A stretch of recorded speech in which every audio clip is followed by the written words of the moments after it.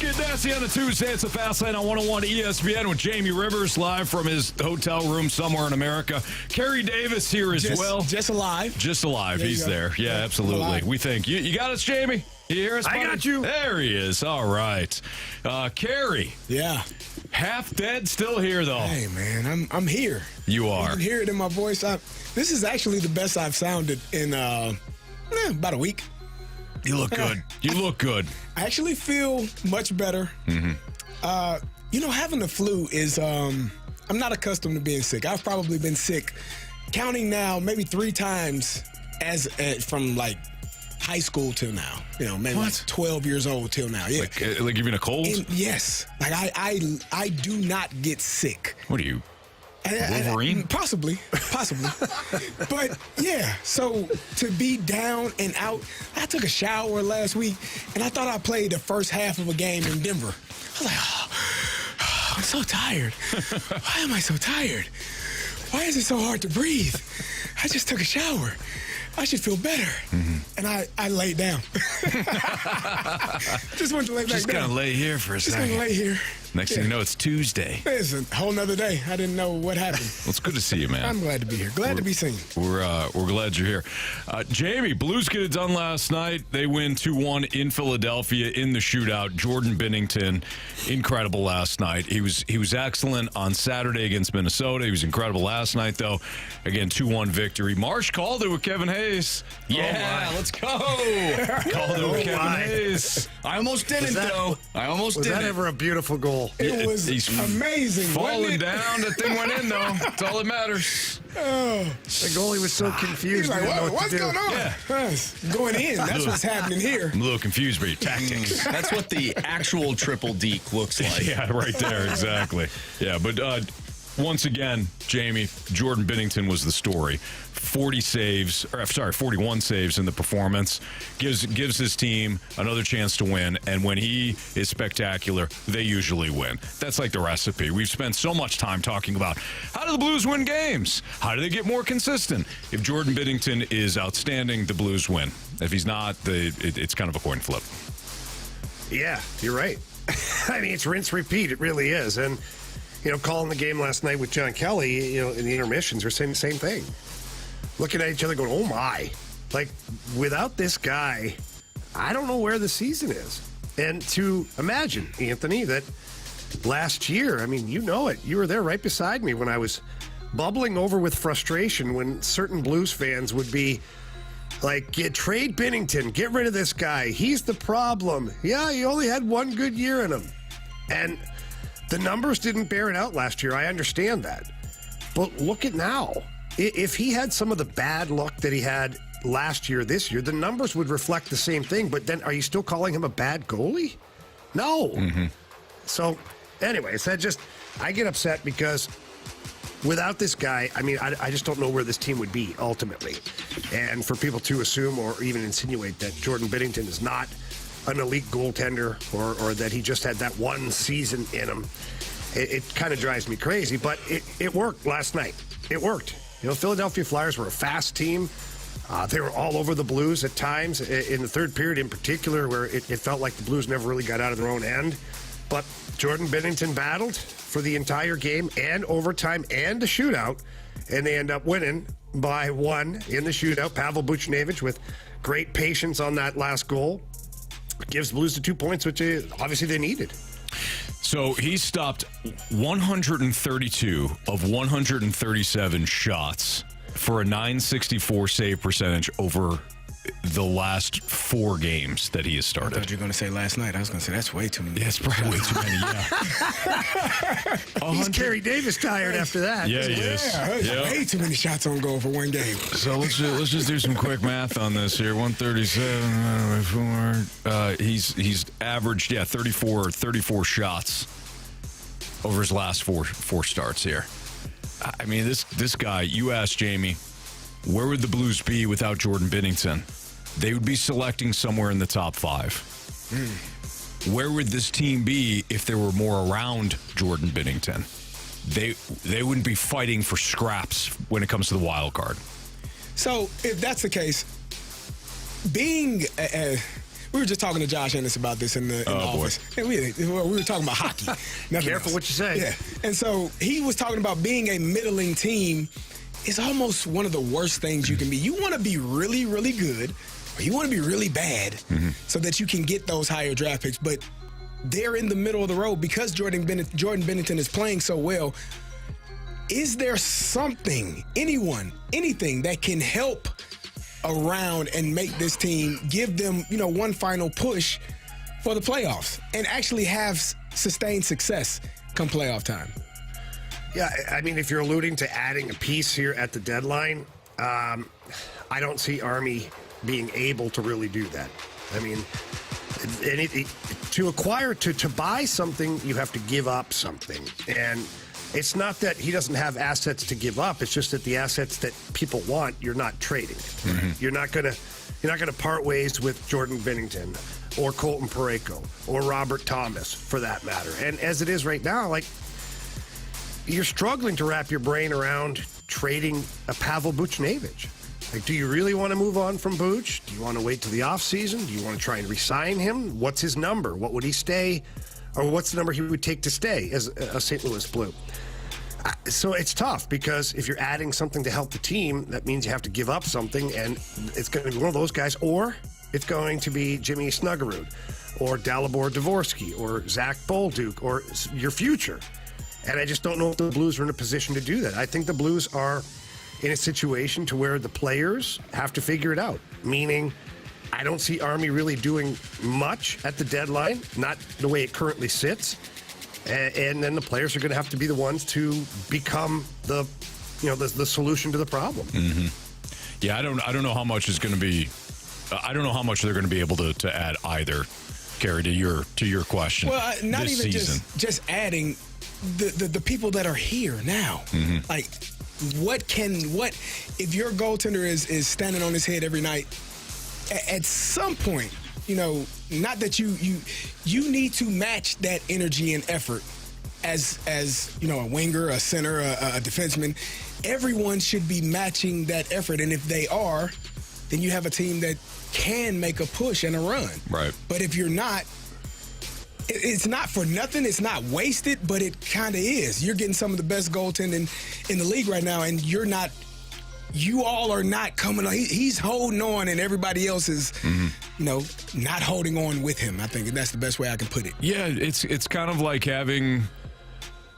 It would be like a quarterback great throwing quarterback. great passes, and everybody on the team dropping them. Yeah. And Those guys won a Super Bowl. They did.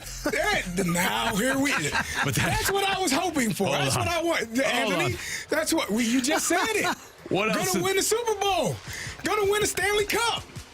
It's done. It's written. Get on board, Anthony. Get on If board. I may, that team also had a great defense. Just saying. Well, there. So there was another component there. Yes, they were dropping passes throughout the course of the year. And they won a championship. Again, they had a great defense, including a great defense throughout the course of the Super Bowl, too. Gosh darn it. Yeah. So, build a great defense in front of Binnington, then we can start talking about the Blues winning a Super Bowl. Can you score? In football, you can score on defense. You can get a turnover, a pick six. Yeah, the defenseman can score in hockey. Yeah, but they got to be. They got 7 shorthanded goals, Carey. Okay. Yeah. All right. Well, let's do that then. Do that hockey. You know what we can do? What's We can stop turning the puck over. That'd be nice. Honestly, that'll help Jordan Binnington. You talk about helping your goalie. What can these guys do? You stop turning the puck over. Yeah. I mean, the levels of turnovers last night was crazy. I have it written down here in my phone. I'll pull it up here. And this was just at one particular moment of the game when I stopped and went back and tried to count. But there were roughly 30 turnovers around the blue line yesterday. Whew. It's not good. Not at all. No, it's not. I mean, and you play against a team like the Philadelphia Flyers, and those guys pounce on those pucks, and they turn in transition, and they go. And they did all game long, and they pushed the pace up the ice. There's outnumbered situations. There was extended zone times because of turnovers. So, turnovers, it doesn't take a tremendous amount of talent or physical ability. It's putting the puck into a non-dangerous space. Yeah. Don't give it to the other team, basically. And I think the Blues got to do a much better job of limiting the turnovers. specifically around the blue line. No doubt. It's Jamie Rivers. That's Carey Davis. I'm Anthony Stalter. 212. Your time check is brought to you by Clarkson Jewelers, an officially licensed Rolex jeweler. Sonny Gray, his status for opening day now in doubt, but it sounds like the Cardinals avoided a serious injury. Or at least that's what they say. You know what I like to do? I like to times it by about 1,000. Yeah. Whatever they say, just times that by 1,000, then you get the real indication of how hurt a player actually is under the Cardinals' watch. But let's talk about how concerned next year. Yep. How concerned we are about the Sonny Gray injury next on 101 ESPN.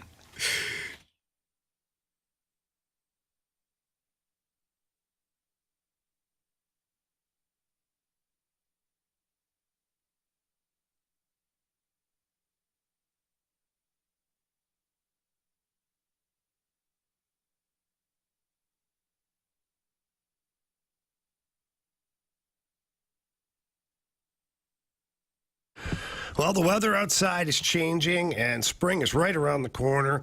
And if you are looking to improve the look of your ride, that's right, your vehicle, head over to Pure Performance. They are your one-stop shop for all aftermarket accessories. And if it's a new car and you want to add things to it, I mean, people love doing that. I've done the same thing before I even barely get it off the lot, and I'm accessorizing my truck. Or maybe it's an older vehicle, and you want to upgrade the look, you want to modernize it a little bit, head over to Pure Performance and their 25,000 square foot facility. They're located in St. Peter's, right off of Highway 70. When you walk in, please ask for Shelby. Tell Shelby that Jamie Rivers sent you in, and she's going to find out what kind of vehicle you have. Maybe it's a SUV or a pickup truck or a Jeep or a Bronco, even a minivan. Pure Performance has you covered with incredible accessories for all of the above. They've got the great off-road packages, the tires and the wheels and the lift kit, the leveling kit. Anything you need for your vehicle, Pure Performance has got it for you at a great price as well. And the technicians do an incredible job of putting it all together for you so that you're absolutely blown away when you pick up your vehicle. So please stop by the showroom or stop by the website at pureperformance.com. That's pure, P-U-R, performance.com.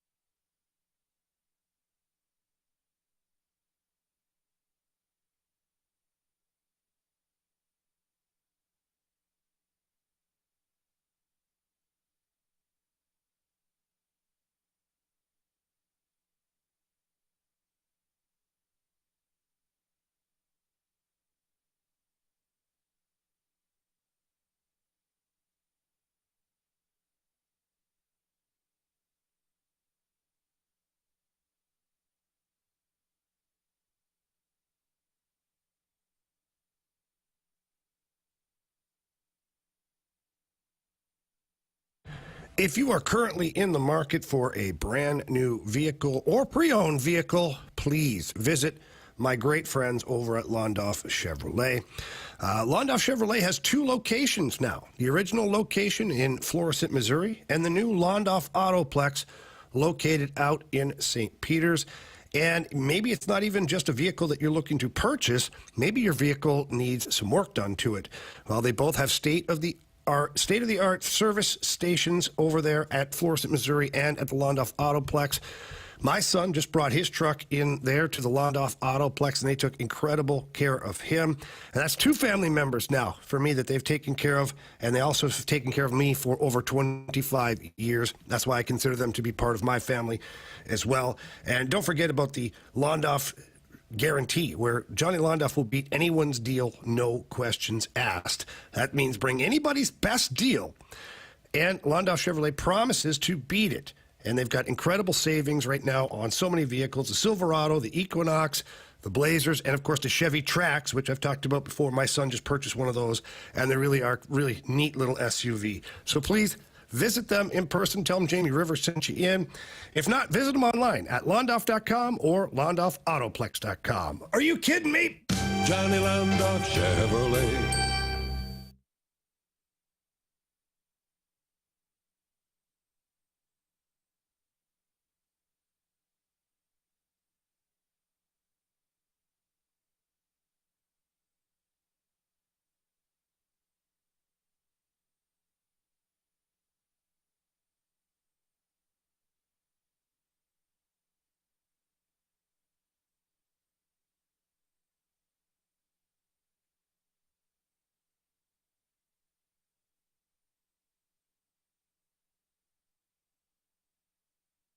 It's time to fly down to Florida for a spring training report on 101 ESPN. Presented by E&B Granite, Brooke, Jamie, Curbs, and Bernie Federko's choice for countertops and cabinets. Yeah, I've had some encouraging news that it's a mild strain. I'm not going to put any return to play yet on it. Obviously, it's less than 24 hours, so we're just going to see how he responds over the next few days. But from the MRI reading, we are definitely encouraged. So, fingers crossed this isn't going to be something that lingers too long. That was John Mozeliak on Bally Sports Midwest addressing the Sonny Gray injury. He injured a hamstring yesterday. Strain, tear, basically the same thing. His opening day status is now in question. How concerned are you guys about the Sonny Gray injury? Very. Very. Okay. So scale of 1 to 10, you're at a 10 already. 9.5. 12. Okay. Yeah. All right. 12.5. Appreciate you guys' honesty. But listen, hang on. Sonny Gray is your big signing. He's your guy. He's your ace, your number one. Call him whatever the heck you want to call him. This was your major acquisition in the offseason. Mm-hmm.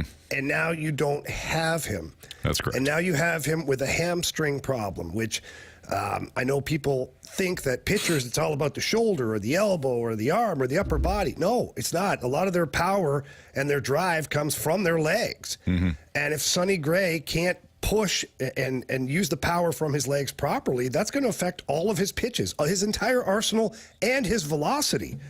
So even if he comes back and he's healthy 2 weeks from now, 3 weeks from now, whatever it takes, you still have to be really careful with this guy because two things. One, you don't want him to re-injure it. And then secondly, you want him to have the performance that you require because if he's just half of what he should be, that's not going to be pretty. No. We're going to end up with the same disaster we had last year. I agree with Jamie. Everything in sports starts from the ground up. And so if your legs are compromised at any point, it's not good. And for me, Jamie, I don't know maybe if it's a hip flexor for you all or groin because of the skating. But for me as a running back and as a football player, hamstrings were one of the scariest injuries to have. And I'm sure it's similar with a pitcher or a position player because the one thing about a hamstring injury is you never feel like it's back to being normal. The doctor, oh, no, you're good.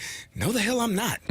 This thing, it feels like at any moment, if I'm running and try to open up to my normal run and pace, I'm going to tear it off the bone. That's psychologically how you feel. And I'm assuming as a pitcher, we were looking at which hamstring it was. It looks like it's his right leg, which would be the leg that he's driving off of.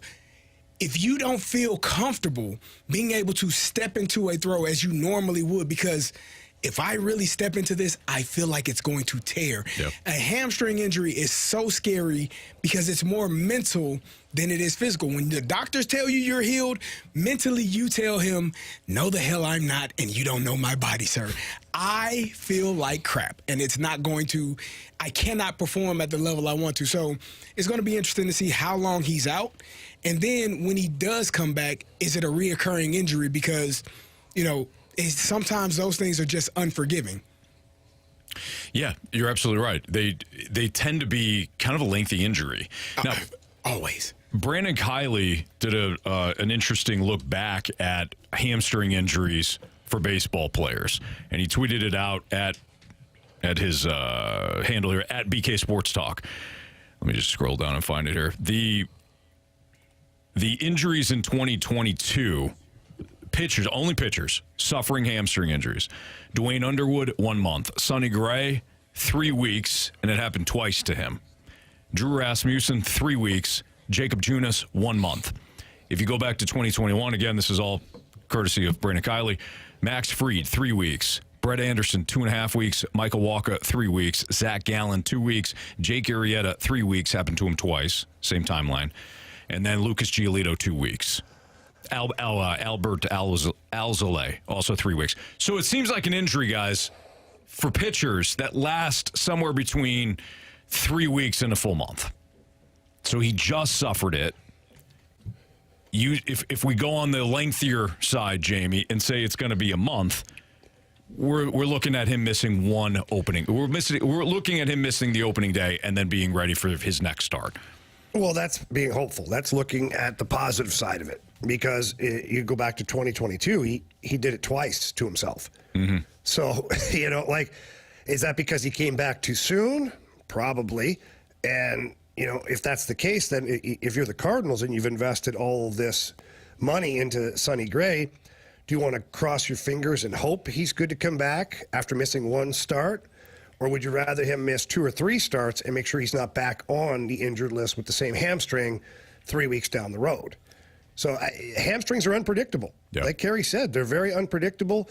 I've had hamstring injuries before too, and you're holding back after, man, because I always compared it to banjo strings. It's like the banjo strings are tight, and then you tighten it, you adjust it just a little too much, and yes, there it goes, And so it's an uncomfortable feeling, and if it's off his drive leg to where he's using that to generate all the power, I'd almost rather wait a little bit longer with Sonny Gray than to just, it's a couple weeks, we're good, miss one start and back to normal. Mm-hmm. And then he's sitting there pitching tentatively, or he's hurt again right after. Is there any concern? You were talking about that list. He was on there twice for the hamstring. I don't know which hamstring it was. Was it, one and then the other? Are all of these the same hamstring, which would be a bit concerning as well? Right. Because like I said, and Jamie has said, when you have a hamstring injury, this is I've hurt everything. I can tell you a timeline for how long something is going to hurt and when I will be back and be able to play and be back to normal. Everything except for a hamstring, because I just don't know. It's just a mind block that you really feel like, man, this thing is not ever going to be right. Mm-hmm. And you miss time and you rehab and you're doing workouts. You're like, hey, I'm going to tear it again. Yeah. Doc, I promise you, it's going to be torn here in a minute. You're making me do too much, because that's how it feels. And it's a tough injury to overcome. I said, if I sprain my ankle, I'll be able to walk on it in a couple of days, the swelling get down. Anything where it's swelling, I'm cool. I'll figure it out. But with the hamstring, it just was always something that concerned me, because it just never felt healthy. Yeah. Here's the other question. Jamie had said something to the effect of, hey, this was your big signing. It's concerning. This was your guy. This was your big offseason addition. What does it say about the rest of the rotation that you lose Sonny Gray and we're all in panic mode? Or we're all in level 12 out of 10 when it comes to a concern? That, to me, is the bigger issue. Your rotation isn't good enough, which is the point that we've made consistently throughout the offseason. And we've gotten a little pushback on it, me specifically, about, hey, you're just being negative about the Cardinals. But Jamie just said it. This was your guy. This was your big-ticket item. And he might miss one start, and everybody's really concerned. Why? Because the other 4 guys ain't good enough. Well, the average age of your starting rotation is 35 years old. That's I don't correct. know if you listen to me when I talk. I know you do. I do? I know you do. Don't you put that hate on me. You listen. I don't know. That's kind of uncalled for, Carey. Thanks, Jamie. It's the flu still. It's running through me. I apologize. Got a demon inside me. I say that because I have said this time and time again. Your body does not get better the older you get in professional sports. That's why you need mentality, right, Jamie? Yeah, get on that mentality. Yeah. 2 locations, right? Yep. Yeah, South County and Chesterfield. Damn right. 50-year-old feel like a 40-year-old. Mm-hmm. They need to get on it then, clearly, because this 35-year-old staff is just the beginning, unfortunately. And I'm sure, in sports, you're going to have more injuries this season come up. And that's concerning, especially when your staff is older. And to start off, the beginning of spring training and potentially start off the season with your ace, even though some people may not think he's an ace, he's your ace. Anthony. To start off the season with your ace injured, it's a little bit problematic. Okay, so this is what John Mozeliak said at spring training when asked about the possibility of adding somebody. He said, John Mozeliak, this was tweeted out by John Denton at John Denton 555. He covers the Cardinals for MLB.com. John Mozeliak and the club possibly looking into signing other pitchers.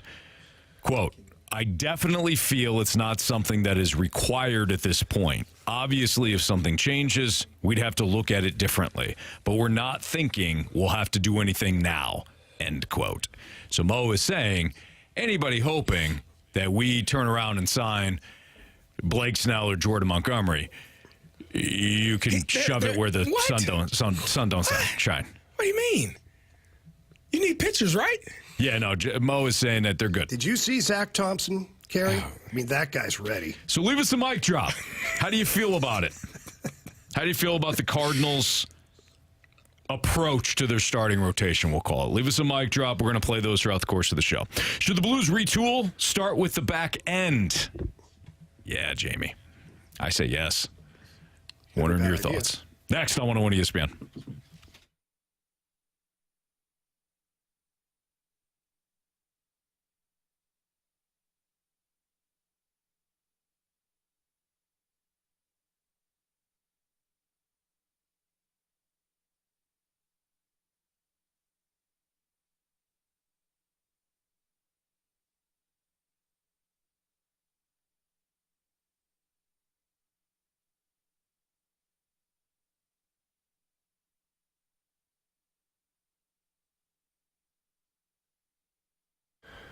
Save money on your car or your home insurance with Tracy Bibb and the Bibb Agency. With Tracy Bibb and the Bibb Agency, you're going to get that personal attention from your agent that you should get. Because whenever you're making a claim, it's stressful, and you don't need to be calling a 1-800 number talking to a stranger who has no idea who you are or what your policy is. They've got to pull it up on the computer, and at that point, you just want answers. And Tracy also makes sure to that you have the right type of coverage for when something happens, because it's not if something happens. Something always does happen, and you have to make sure you have the right coverage for that moment, and Tracy Bibb is going to do that for you, whether it's your vehicle or your home insurance or whatever it is that you need. Tracy Bibb and the Bibb Agency is going to treat you like part of their family. And let's not forget that Tracy Bibb also is great in the community, always donating to different charities, raising money for different foundations and things. She does a fantastic job of making sure that everybody in St. Louis is part of the Bibb family. And all you have to do is give Tracy a call for a free non-committal quote. That number's 314-328-4260. Again, that's 314-328-4260. It's no fib. You're in good hands with Tracy Bibb.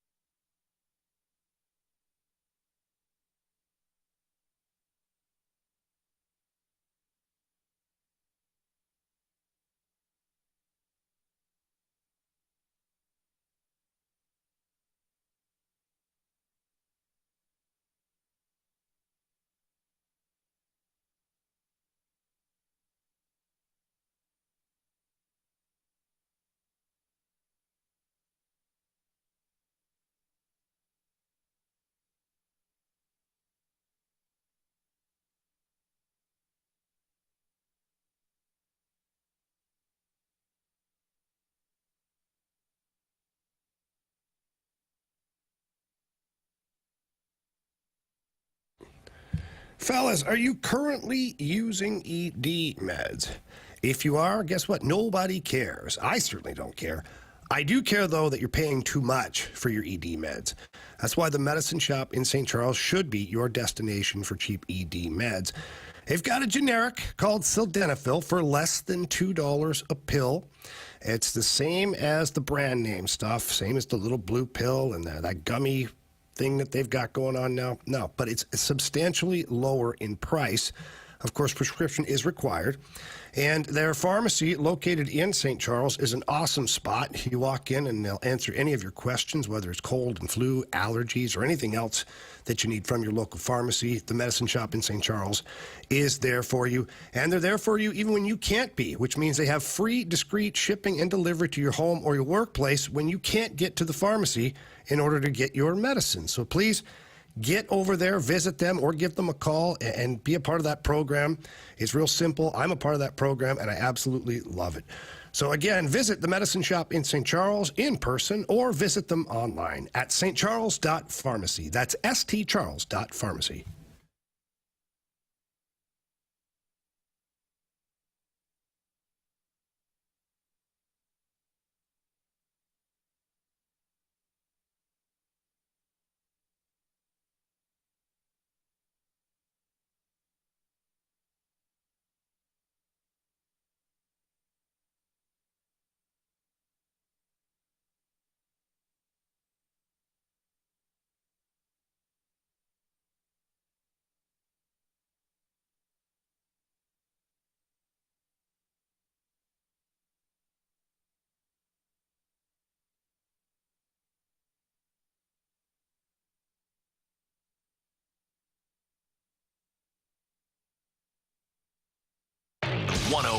ESPN Sports Center.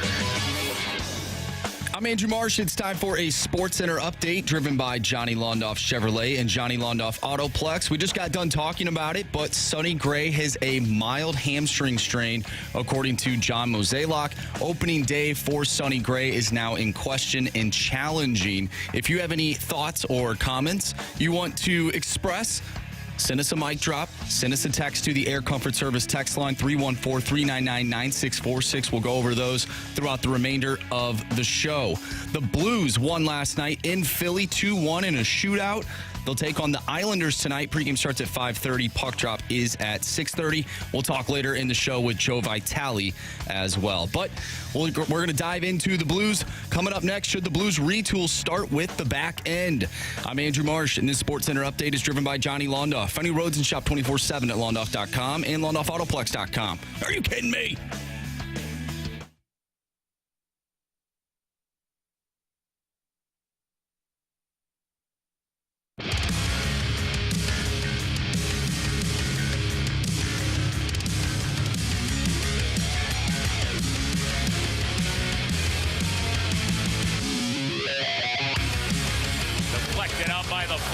Jump the zone. They get it over the line.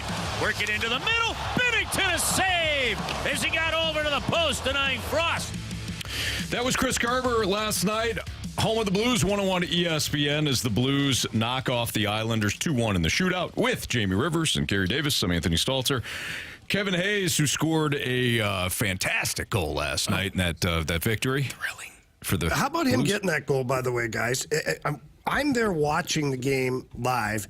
So I can't even imagine what it looked like on television. Yeah. Because he got so wide open that even like John Kelly and I were like, how the hell was he all by himself there? Right. And you see in the replay where he bumps into the defenseman, falls down to the ice, crashes into the boards, and it's like they just forgot about him, like left him for dead out there. And then all of a sudden, he's standing up, he's dusting himself off, and Kasperi Kapanen sees him at the far blue line. And he goes in like almost penalty shot-esque kind of breakaway. And then he shakes and bakes, and he ends up pulling off the Kucherov, yeah, he does. where it's the no-move goal that goes in, but this was the no-move out of a move that didn't work. Doesn't matter. Yeah. He was so impressed, he decided to go head first into the boards after. Absolutely. The no-move moves goal. Yeah. But I was happy for Kevin Hayes. Like, it's been a rough one. Last night, it's been... First of all, I think he's got 11 goals now. Like, we quietly forget that he already had 10 goals, and we're sitting here wishing some guys had 10. And I know that he hadn't scored in 19 games. That's astronomical. And for a guy like that, who's supposed to be a point guy and a guy you traded for, trust me, he was feeling it, to say the least. Yeah. The stress levels were high. But he's back in Philly, playing against his former team, where it wasn't great. The ending wasn't great between him and John Tortorella. Now, John Tortorella has nothing but respect for Kevin Hayes. loves him as a human being and as a hockey player, just didn't like him stylistically for his team. But he gets the video trip. This is such a Philly thing too, Carey, and you'll understand this having played in Philadelphia against some of those fans. They're booing Kevin Hayes when he comes out there, and then they do a tribute video, and everybody stands up and applauds him.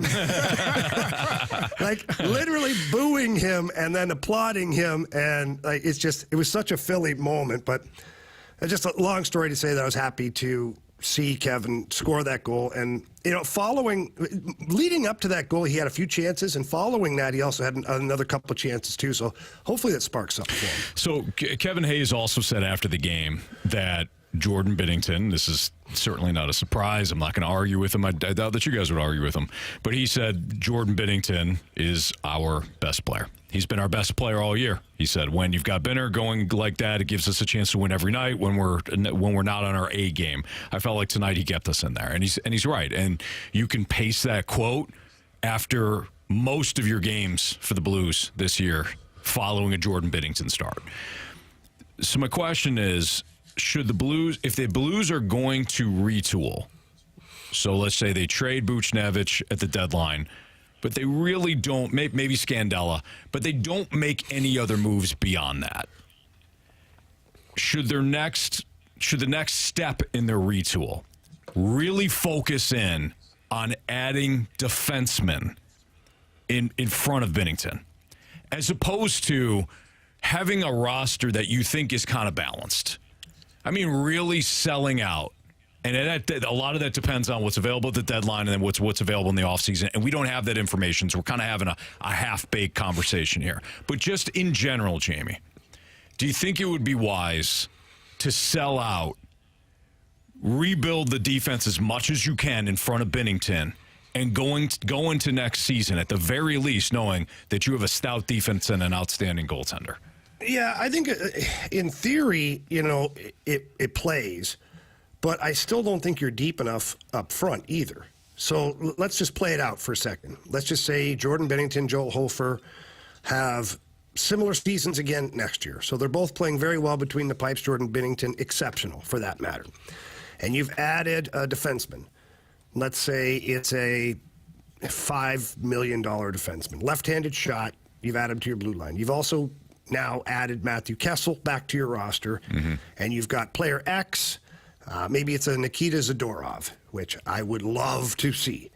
I would love to have the Blues add that kind of defenseman. Let's say it's him and it's Kessel, and then you've got your four guys because they all have no trade clauses. So then you've got your Leddy, Parayko, Krug, and Falk. Then, of course, that's a better defense, but you still haven't improved your 5-on-5 scoring. Like, that's the problem right now with the Blues is they're at the bottom of the league in 5-on-5 scoring, which means they're not deep enough offensively up front. And so how do you solve that problem? It's not by getting more defensemen. You're going to have to do more than one thing, is what I'm saying. But I wonder, Jamie, you're absolutely right. That's fair, because you're right. The 5-on-5 has been the issue. You've been saved by Binnington in your power play. The only reason why you're even half in it is because of Binnington in the power play. 5-on-5 has stunk. I'm looking at it this way, and maybe you guys aren't, and Carey, I'd love to have your thoughts on this too. Maybe you guys are not as resigned as I am to thinking that there's more than a handful of changes that probably need to occur with your forward group if you're going to build a team that is going to be a legit playoff contender next year. So I'm almost of the mindset of kind of thinking outside the box and saying, I know that's an issue. I don't know if I can make enough changes to the forward group to add enough 5-on-5 depth and enough scoring. Let me concentrate on the defense. Let me build that up. It's fewer positions. It's fewer holes. I know that's not the main problem, but I'm going to build that up, and then I'm going to run it with some of these young guys next season as much as I can. Yeah, I think the forward position, I think that's going to naturally happen with some of the younger guys that are coming up. So I don't know that you concern yourself with that as much, because eventually turnover happens, contracts expire or people get moved, and then you naturally have some of those younger guys, Snuggerud and some of those guys coming up, and for a full season, and Dvorsky at some point. So that's kind of the natural progression of any professional team. Old guys leave, new guys come in, younger guys come in. Defensively, I just don't know if the team is good enough at this point to make one of those bold moves. And if that makes it, are you asking to make that move to make this team better for this year, or are we looking forward to next year and beyond? Next year. So I think it's a natural. I think it's just going to be a natural, attrition that happens with players. I think Scandella, he's playing well, and he may be one of the people that is not here come trade deadline. Who knows? I think Pavel Buchnevich is going to be here because from what I'm hearing that maybe Army wants too much and teams are not really willing to risk that or give anything up to get him at this point. And there's really no sense of urgency for Army to move him at this moment. So, you may go into the trade deadline with the same team. Go in and come out with the same team. Maybe Scandella isn't here, but maybe potentially the same team is here, and you let these guys figure it out. Do you want to play hard enough every single night like Jordan Binnington is to make a playoff push? Or are you going to play hard some nights, be inconsistent other nights, and lean on him so heavily that if he's not on his A game and Joe Hofer is not on his A game, that you're probably not going to win? So, Anthony, are you talking about adding a third pair defenseman, or are you talking about adding like a number 1, number 2, number 3 defenseman? If I can, adding to my top 4. And let me just, I'll spend 30 seconds here and then to clarify. I know that the 5-on-5 play is an issue. I don't want to chase 2 rabbits at the same time. I think the Cardinals made this mistake when they tried to just go all in on offense. It's like, the pitching will be fine. As opposed to taking the shortest distance between, two goals here. We know that pitching and defense ultimately matters the most if you want to win a World Series. We also know, and it's been proven, Golden Knights, the Blues in 19, the Kings back in the day. Jamie, you've broken this down. It's also been proven the top goaltending and outstanding defense is the shortest distance between you and winning a cup. So let me concentrate on that as opposed to defense is okay. That's not really the problem. I'm going to try to add 5-on-5. And then you don't really accomplish anything. And it winds up being a similar season next year as the one you just had.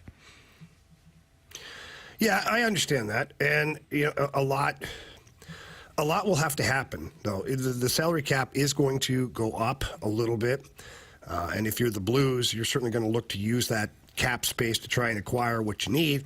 Problem is, I don't know if you'll have enough to get one of those guys. There's only a few of those guys out on the market that can be difference makers to a defense corps.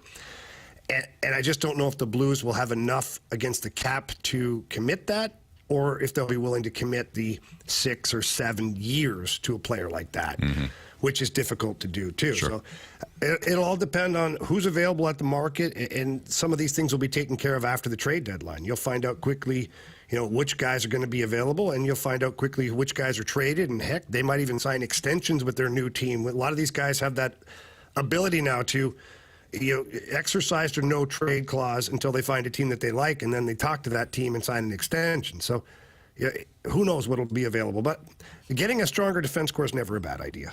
That's Jamie Rivers. He's got his keys to victory tonight, and we'll have our first goal of the game next on 101 ESPN.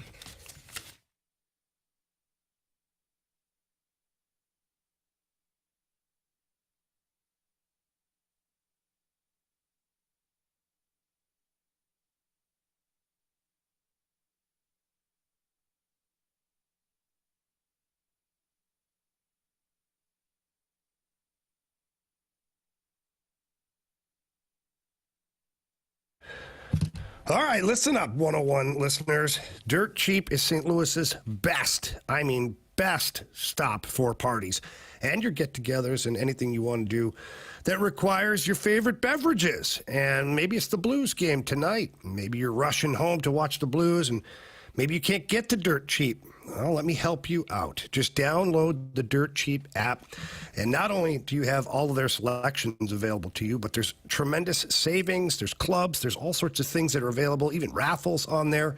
But you can order your spirits to your home. Get on the app, order what you need, have it sitting there waiting for you, or arrive during the first period of the Blues game, and you don't have to go anywhere. That is the beauty of the app that Dirt Cheap provides to you, and they also provide some of the best alcohol out there. Whether it's your favorite beers, your wines, or your bourbons like me, they always take great care of me, and I know they will always take great care of you. And don't forget about St. Paddy's Day coming up. Lots of things available. Get on the app. They're going to have more savings and giveaways available to people there. And that's Dirt Cheap, your one-stop shop for all things to do with your parties. So please, remember to have fun, but be careful out there.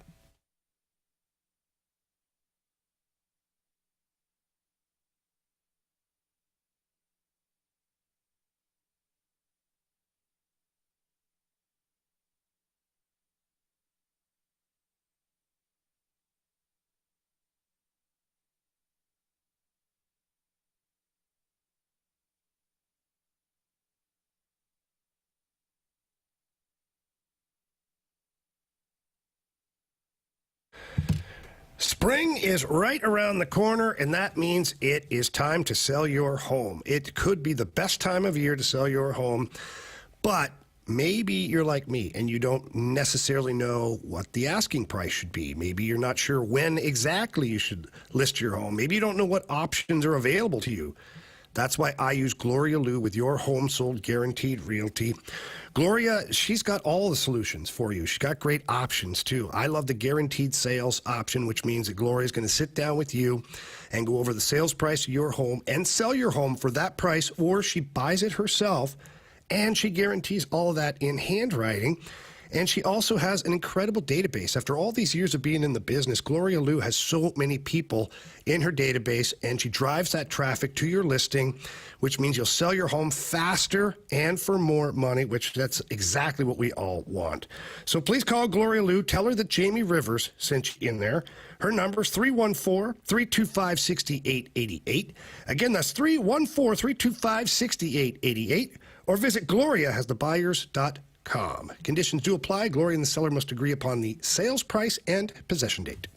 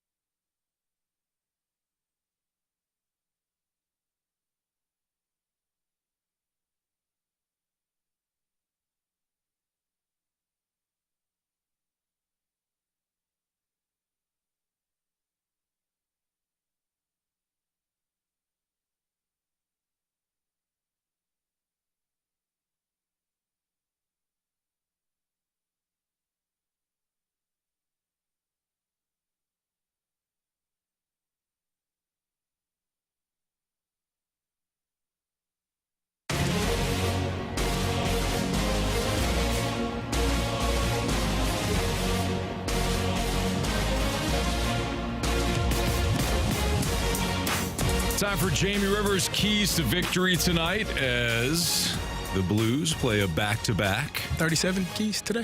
I think about 37 would be good. Yeah. Oh, we're going to keep it simple today, boys. Have you not seen the time? Anthony went long last segment, wouldn't stop talking. And, you know. That's for our show, Jamie. All right. Yeah, Unless, some of you. Unless it's you. That's actually only a 3-hour show, isn't it? For you guys? 5:30 we're off. Oh. Yesterday was 5. Yeah. All right, Jamie, let it rip. You're welcome, by the way. Jamie, like it's Jamie. Schedule these games on purpose. Yeah, you did. We do appreciate it. You can start them earlier if you want. Yeah. I'm working on it, Carey. All right, keys to the game tonight. We'll start with one that's maybe not so obvious or very obvious. How about limit the turnovers tonight? We're going to do that here on Long Island. The Blues turned over way too many pucks last night in Philadelphia, and it led to problems. And thank goodness for Jordan Binnington, but you can't do that every single game. So for me, it's limiting the turnovers. And then how about a little offensive zone time of possession? Not a whole lot of that, unfortunately, last night. It was a lot of one and done and no sustained pressure, which made it relatively easy for the Philadelphia Flyers from a defensive standpoint. We don't want to make it so easy tonight for the Islanders. So offensive time of possession would be nice. Stay out of the penalty box. Stay out of the penalty box. I think that's an important part of this entire road trip is not spending time in the penalty box and certainly not wearing out the players who are killing penalties out there. And the power play. Last key is the power play. You got to get back to being way more direct and more predictable. Last night was not pretty to watch. Very little as far as being able to enter the zone uninterrupted. Not a lot of plays and very few scoring opportunities.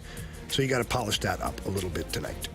Jamie, last time the Blues played the Islanders, obviously it was that game where they scored 3 quick goals. Jordan Binnington was unbelievable per usual. But after they got those goals, they ended up getting another one. But Drew Bannister talked about getting in a track meet and how that was something that they don't want to do with a team like the Islanders. How do they limit something like that tonight? Well, it's limiting the turnovers for sure, because if the other team can't get the puck, they can't start the track meet. For sure. And it goes back to key number 2, offensive time of possession. Like, cycle the puck, keep it down low, don't give it back to the other team. And if you're able to do that, then really nobody can get into a track meet, not the other team or your team, which is what Drew Bannister wants to eliminate. Because when you just go back and forth and trying to trade chances, I mean, I don't think the Blues are really built for that. You know, like the Oilers are, the Maple Leafs are, the Avalanche can do that.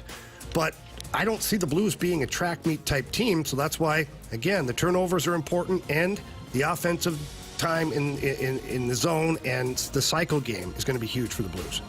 All right, time for first goal of the game.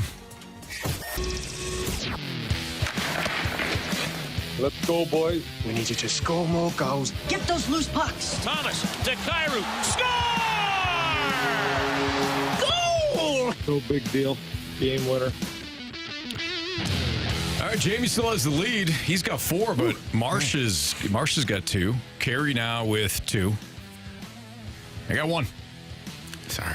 It'll come. It's coming. It's on its way. What did I say yesterday, though? Puchinevich would have the second goal, and essentially he did. He had a shootout goal. He did. Yeah. I mean, you're technically right. I think I've got, if there's the second goal, I got 12. Well, We don't play that game, though. Oh, okay. if we're being technical, Tom, Jake Neighbors did score in the shootout as well. So if we're going to be technical here, Marsh, he did which not one- score. which one counted? Did not score the second goal. Which one counted? I mean, they both count. Counted. I'm sorry, who got the second star? Was it Jakey? You don't believe in stars. Or You do not actually. was it the Booch man? Are you the one? You don't believe It in was the stars. Booch man. Thank you. You are clinging right now. Jamie, go for it, buddy. Well, Jamie, All right. don't have much right now, okay? Got to clean this up there. I hear you, buddy. I hear you. I've been there. When I was talking to Robert Thomas yesterday following the morning skate, just chit-chatting about, playing a lot of minutes and how he feels and things like that, and said that he feels great. Said that his conditioning has been, far superior than any other year and that he's not getting worn down.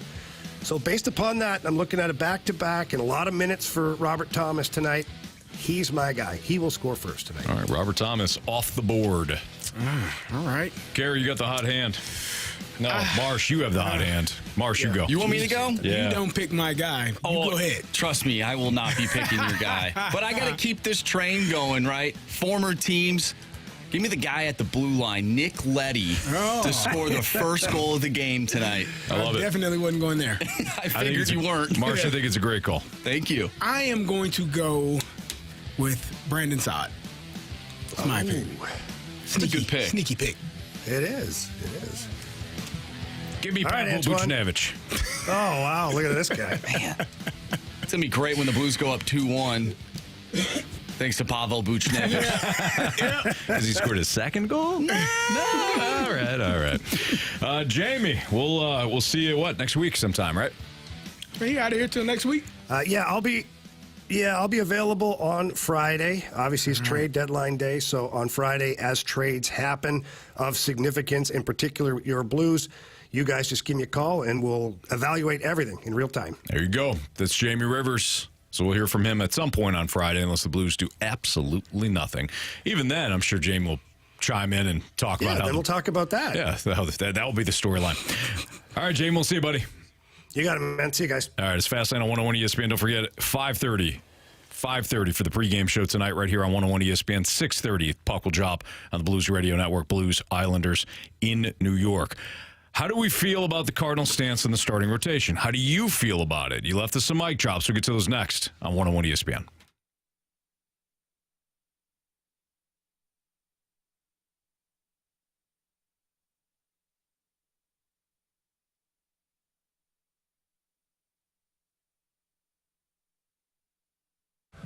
Are you in the market for replacement windows? If so, you absolutely have to visit my friends over at Window World. Window World windows are one of the 2 windows with the Good Housekeeping seal of approval. And Window World uses a double-strength glass that gives it a strength not commonly used in replacement windows. Quite honestly, Window World windows are so durable that not only do they stand behind their window, I stood on their window in the showroom and it did not break, which is huge. That means it's an incredible product. And not only are they durable, but they offer security, beauty, of course, and they're energy efficient. And they also back all of that up with a lifetime warranty that covers all the parts, the glass breakage, and the labor. And they are still offering 18 months, same as cash financing with approved credit. And they are the best in the business. Customer service is at the top of their list. Anytime you talk to one of the representatives, they want to make sure that they answer all of your questions and that you're completely satisfied. And then they know that their window is second to none, and you'll be super, super impressed with that and the durability of the window. So please visit them online at windowworld.com.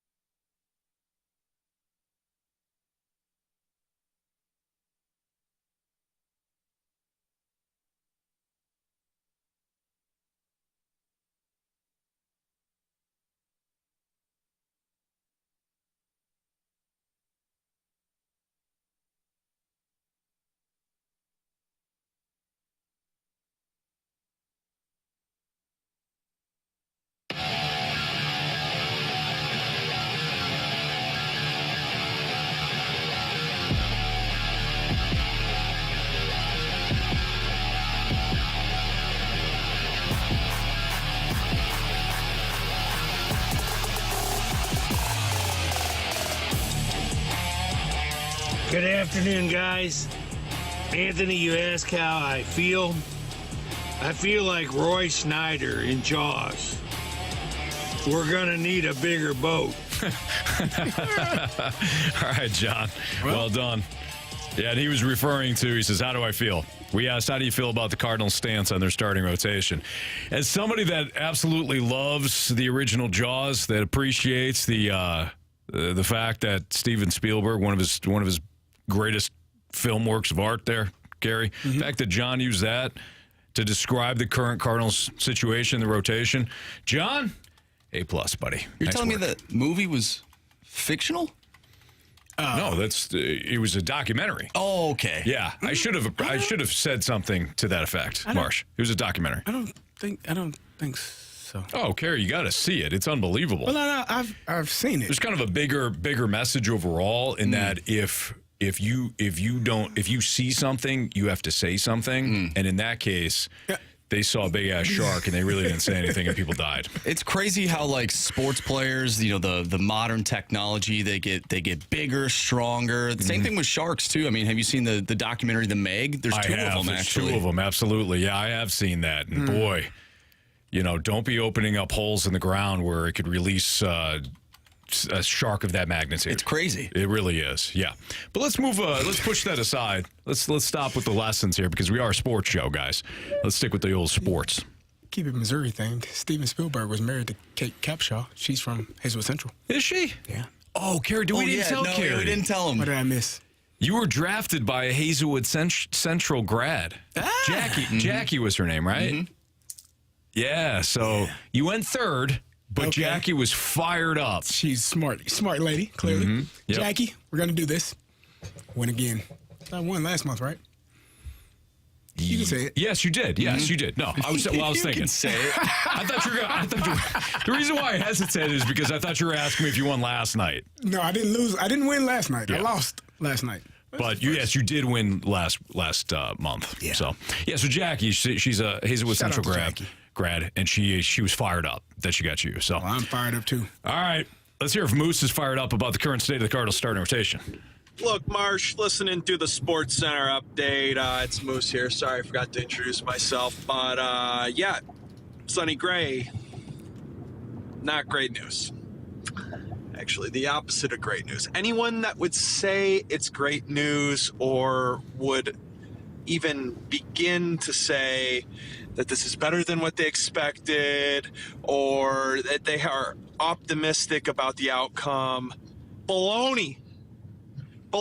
Mosaic said this was encouraging. Shut up, Siri. Shut up, Siri. I'm talking to Sonny Gray here. Anyways, Mo said it was encouraging, the results of the MRI. The only thing that would lead you to believe that MRI results of a mild hamstring strain are encouraging were if that your expectations before the MRI were that he tore his ACL, tore his MCL, tore his meniscus, and had to get his leg amputated from the shin down because he also tore his Achilles and some godforsaken injury on the baseball diamond.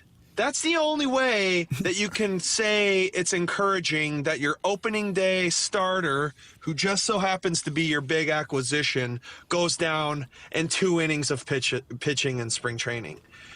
Let's go, Birds. I was not expecting the go Birds at the end there. Yeah, so just to clarify, that was Moose. So well done, Moose. I was wondering if you were going to address Siri, and you did. I don't know if she deserved your wrath there. He's I think you're upset. angry at something else. Yeah, sounds like namely the Sonny Gray injury. But you know what, Moose, we appreciate your passion nonetheless.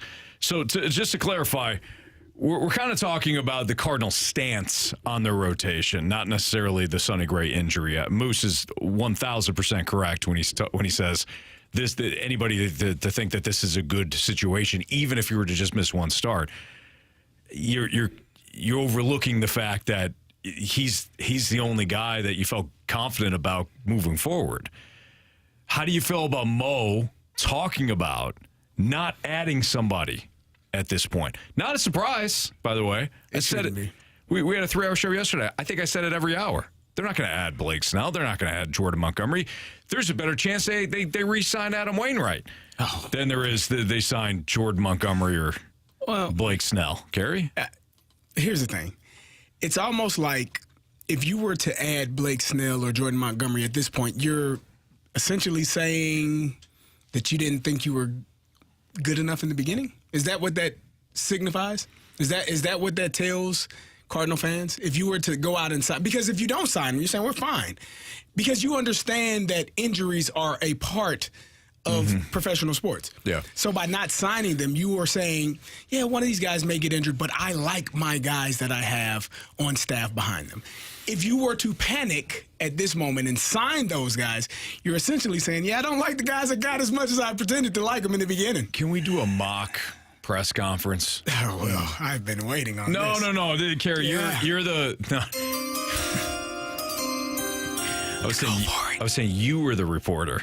Oh. Yeah. Okay, I may need those glasses. I was going to have you be the reporter. Thank you, Marshy. All right. It's the first time I'm wearing these. Oh, Anthony Stalter looking good. So Anthony, Sonny Gray goes down yesterday. Yeah. Obviously not what you want to see in spring training. How long are you expecting him to be out? Well, we're hopeful that Sonny Gray will miss only one start in the regular season, but we actually we appreciate you coming, Carey. We actually signed Jordan Montgomery to a 2-year deal today. Oh. 2 years. It's not reported anywhere. Yeah. Thank you. This is news break. 2 years. Okay. 2 years with an option for the second.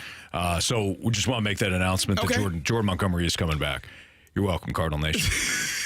Well, that's cute. I'm open to any other questions. What brought about this signing? I know we talked about it earlier in the offseason that there were really no plans to sign, Blake Snell or Jordan Montgomery. What brought about this signing? Yeah, it's a great question, Carey.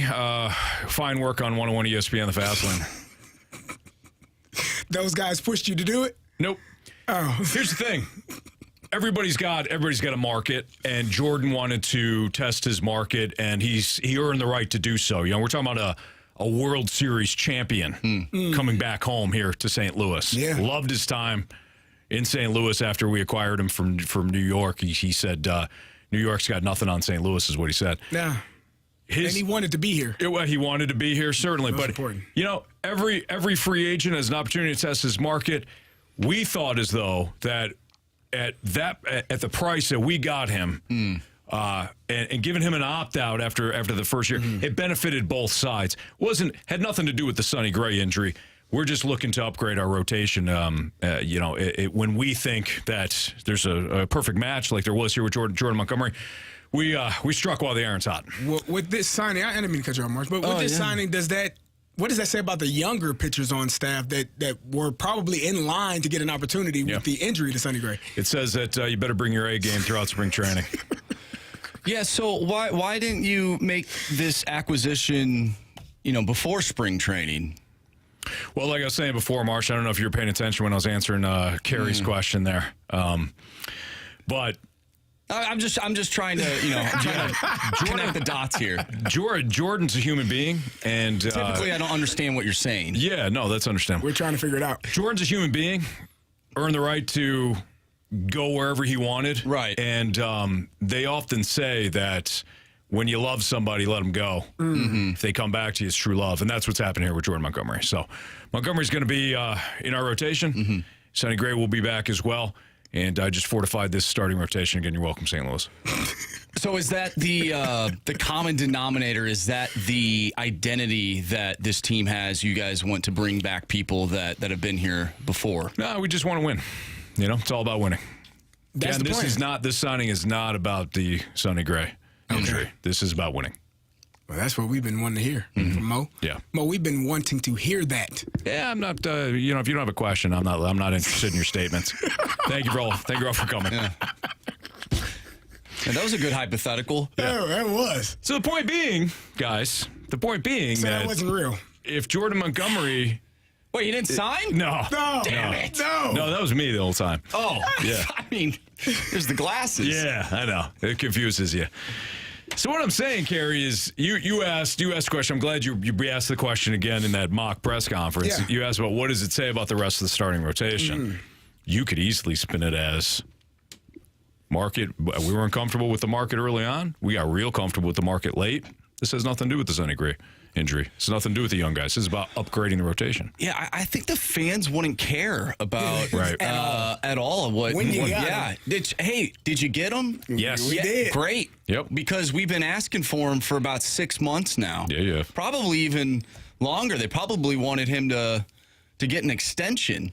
Probably should have. But what you said, though, makes sense because they wanted to wait till no one else wanted him. Exactly. Yeah. And then come on back. Yeah. You're desperate. We're here for it. All right, let's hear Aaron. And you can continue to leave us mic drops. We'll play them throughout the course of the show. Again, how do you feel about the Cardinals stance? Not my stance as I did the mock press conference, but the Cardinals' actual stance of, Sonny Gray will be fine. And so will we. We're not going to make any signings. Here's Aaron.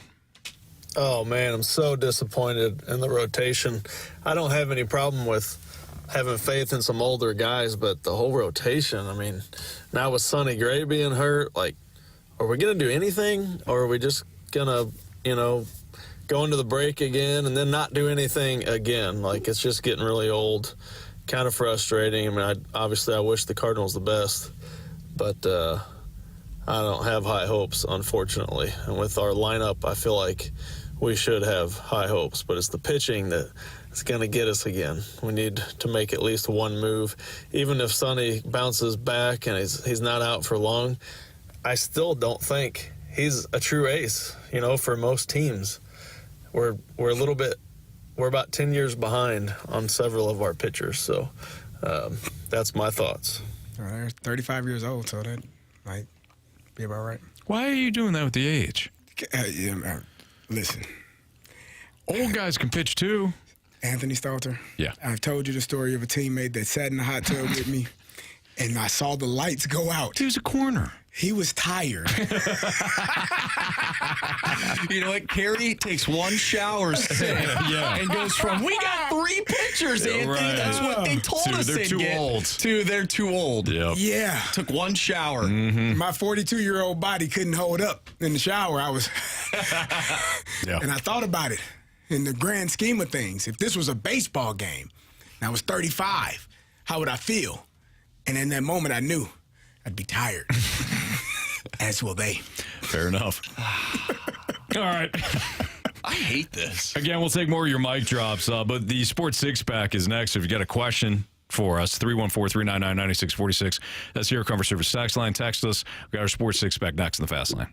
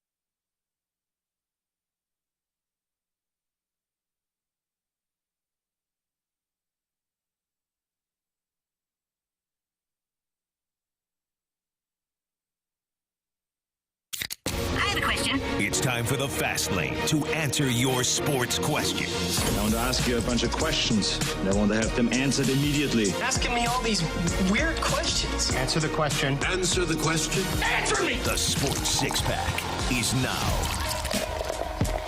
Well, Carey Davis, I'm Anthony Stalter. It's Fast Lane on 101 ESPN. Here's Andrew Marsh with your questions. Question 1, please. Question number 1. I love this question from the 618. How do you guys feel about talking about the same thing year after year when it comes to the Cardinals? Do you guys get tired of trying to put a positive spin on things?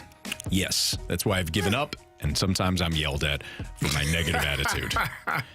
And that's as honest as I'm going to be on that question. But it's a great question. Carey, I've said this before. Dan Betlock and I, old Danny Pants, used to be our producer, Chris Duncan and I's producer. Fantastic dude. Text him every once in a while. Him and I have often had this conversation.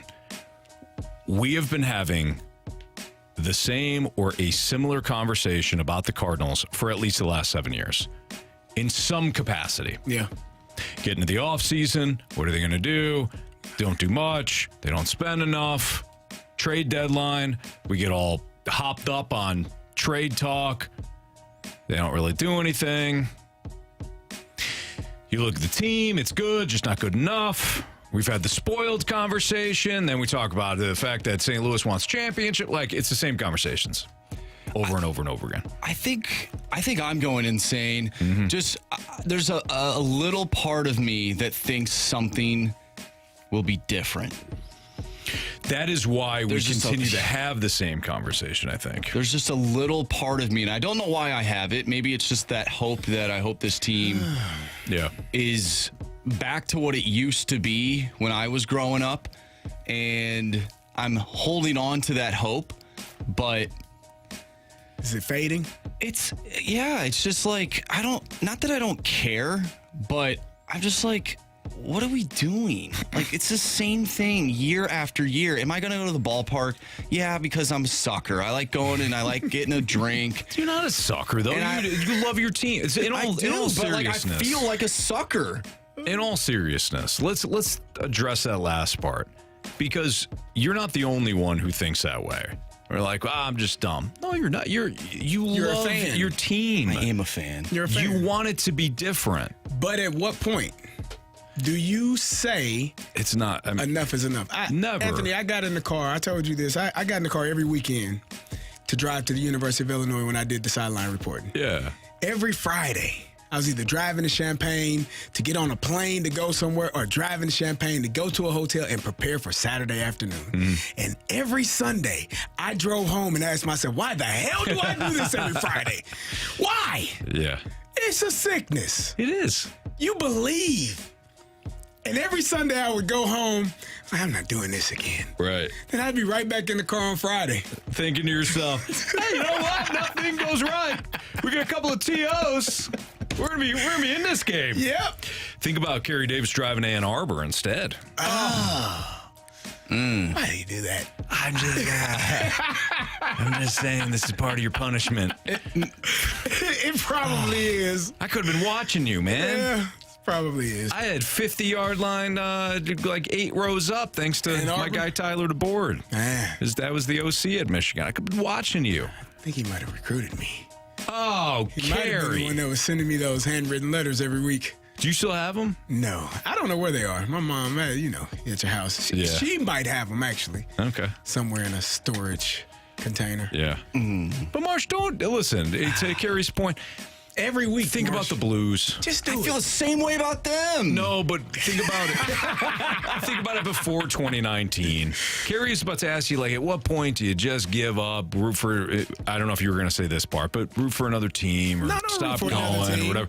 But then you'll miss out on like 2019, you know? Yeah, did they win a World Series in 19? No, I was talking about the Blues. Oh, the Blues. Yeah. I mean, Cardinals were close. Yeah, they got swept by the Nationals, but it's not great. I think for me, and maybe other people feel this way too. I think not like so back growing up. I think I enjoyed watching the on-field product. Whereas now when I go to the game, I think it's just to like be there and just to have a good time as an adult. It's for the beer. Yeah, I mean, it helps for and sure. The experience. It's the experience. Your friends. But I want and to the beer. And the beer. Yes, I mean, let's not look past that. But I think summertime. I think now, like, I don't enjoy just sitting there and watching a baseball game. Like, I don't get that feeling because this team doesn't provide that for me. Because they're not exciting. Yes. They're not a team that is going to surprise you. Mm-hmm. They may win, but they're not going to surprise you. Mm-hmm. Were you all excited in 22? You damn right you were. 2022 with Albert? Oh, yeah. Yeah, and that team was fun to watch for the majority of the season, for the most part. I was thinking of last year. No, that was 23. That's 23. Now I get your question. In 22. Yes. When Ali and those guys in the won second 90, half. In the first half, no. 93 games. After the All-Star break, yes. That team was exciting because Albert. Because you didn't know. So good question, Carey. And it plays into what Marsha's talking about. You go to the ballpark, you don't know what you're going to say. You don't. That's the excitement. Last year you knew. As opposed to going to the ballpark, not knowing what you're going to see, but knowing you're going to be in pain at some point. Just like you making all those trips to Champaign-Urbana every single Friday, not knowing what you're going to see, but you know at some point you're going to need ice. Yeah, I agree. That was rough. Even if it's an exciting team. Yeah. I'm trying to think of an exciting team, like I won't even use the Diamondbacks, so they made the World Series, but who is an exciting team? The Marlins.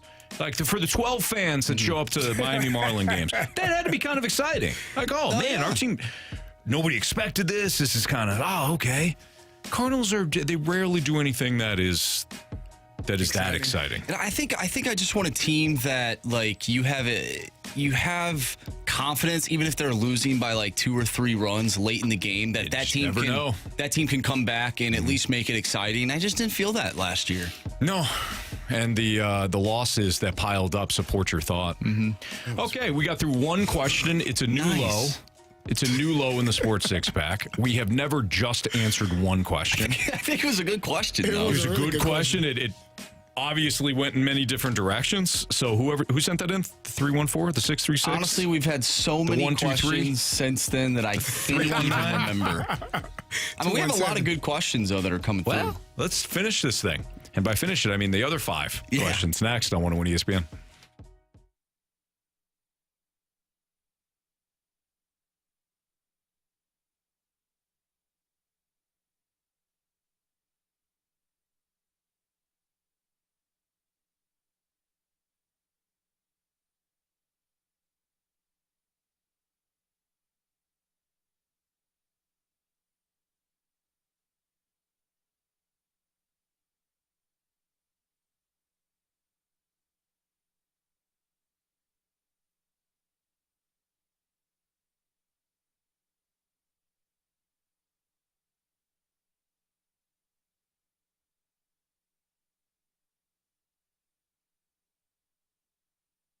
If you know you need a new roof or you need a repair, now is the time to call the Happy Roof Company. Tell them Anthony Stalter sent you. They're going to love it. I'll give you the phone number a couple of times, including right now, 314-665-3001, or you can visit thehappyroof.com and schedule an appointment today, because when you schedule an appointment today, they will have someone out to look at your issue within 24 hours. Need a roof repair? No problem. The Happy Roof Company, they've got you covered.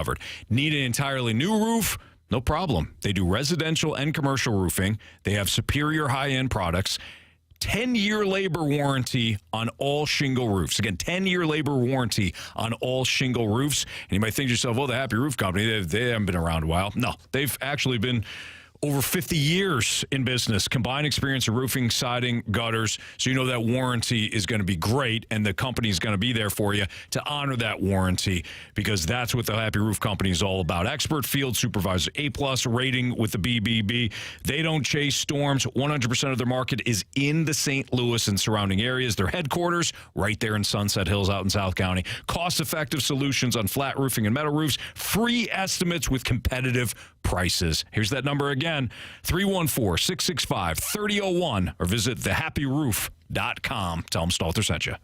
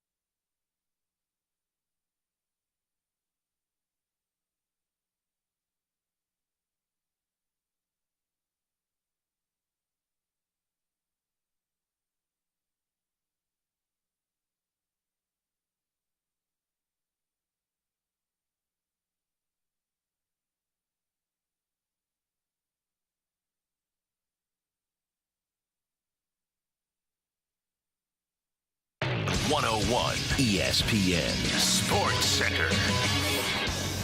I'm Andrew Marsh. It's time for a Sports Center update brought to you by Saliga Heating and Cooling. Sonny Gray has a mild hamstring strain, according to John Mozeliak. Opening day for Sonny Gray is now in question and challenging. We're taking your mic drops on the Sonny Gray situation. How do you feel about the Cardinals' stance on their starting rotation moving into the 2024 regular season? Leave us a mic drop. Send us a text to the Air Comfort Service text line, 314-399-9646. We'll also continue our part 2 of the Sports Six-Pack, so if you have a question for us, send it our way as well. Also, the Blues won last night in a shootout over the Philadelphia Flyers. 2-1 the final. They'll take on the New York Islanders tonight. Pregame starts at 5:30. Puck drop is at 6:30. We'll talk with Joe Vitale later in the show as well, leading up to the pregame show. Once again, Sports Six-Pack Part 2 coming your way next right here in the Fast Lane. I'm Andrew Marsh, and this Sports Center update is brought to you by Saliga Heating and Cooling, independent American Standard heating and air conditioning dealer.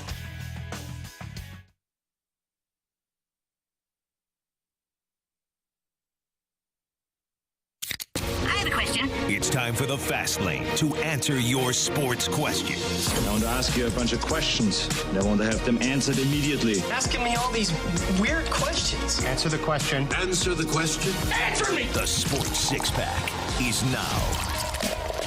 All right, our continued Sports Six-Pack, since we only got one question, but it's a damn fine question, so we'll see how we do this time around. Maybe we'll only answer one now. Would there be another low? Yeah. Oh, yeah. You know what, though? Let's spin this, since we're going to have to spin a lot of things this season. Oh, I think the listeners are just giving us really good questions. Good call. So we're diving into them. I like and it. So we prefer quality over quantity. Damn right we do, Marsh. Yeah. Damn right we do. All right, fire away. Question number 2. From the 314, how badly, if at all, do you miss having the Rams in St. Louis? Even though the product was mediocre, I find myself missing it more every year. I do miss having a football team here. Not necessarily the Rams. No. In what they, what we had to cover. But yeah, of course. St. Louis is a sports city. It should have Major League Baseball. It should have NHL. It should have NFL. It should have an NBA team. It should have an MLS team. We've seen it over and over and over again.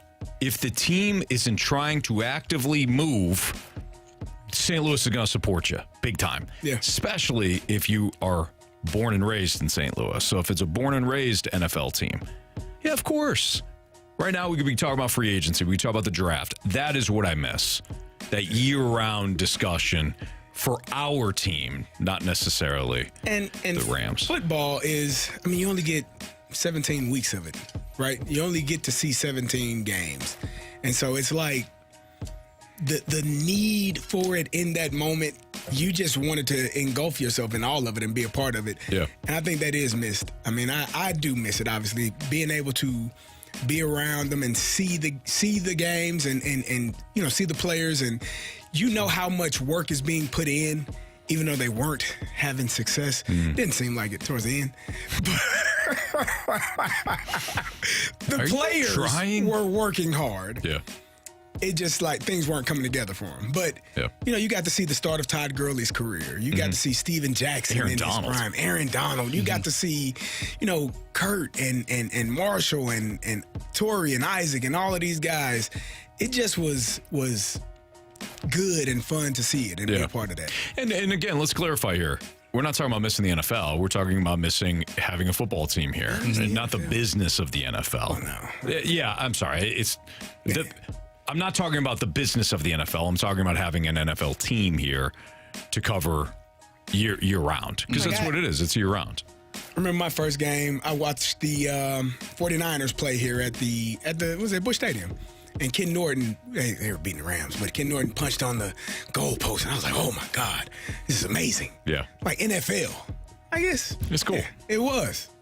And especially with how many players are coming out of St. Louis, too. Like I feel the same way about the NBA. Like you have a lot of great NBA players. Like Jason Tatum is one of the best players in the league. Yeah. Like you want a team for yourself too, and you want to root on players from this area. But it helps come home and yes, definitely. But it develops like younger players too. They see a team here in town and they're like, oh, I want to be that. And maybe you felt that way, Carey, when, like you said, when you went to Busch Stadium and when when the team was here. I think it's crazy how close this team was to being a dynasty in the early 2000s. Like you win that game against the Patriots, that's 2 in 3 years? Probably don't leave. They probably don't leave. Right.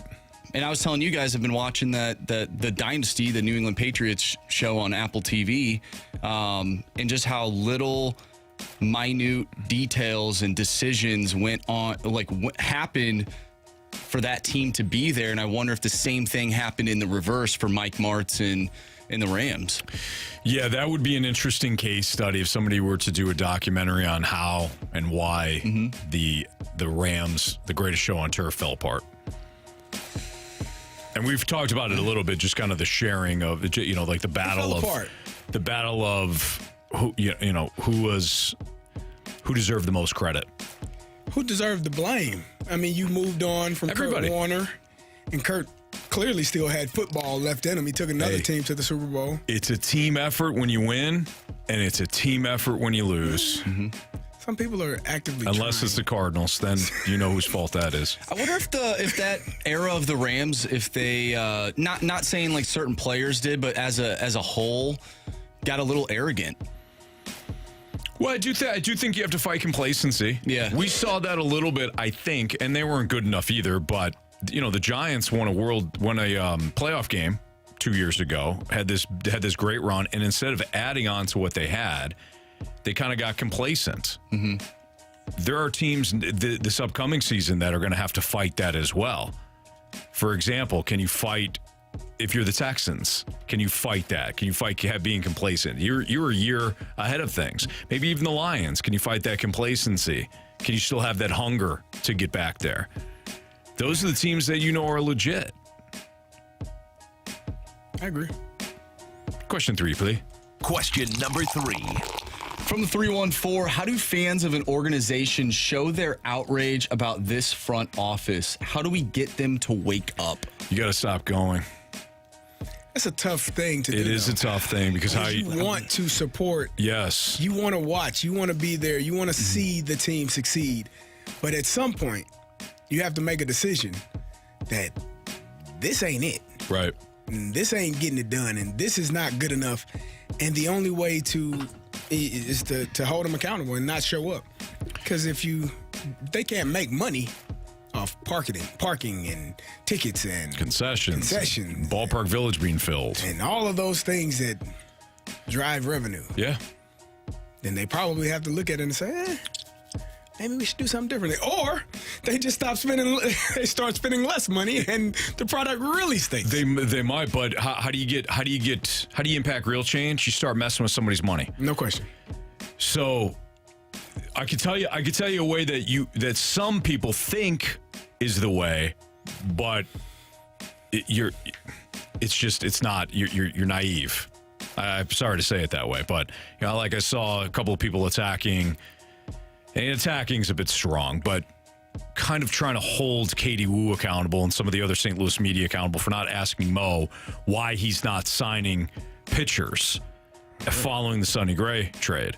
You think sometimes the media is the one that needs to, invoke change.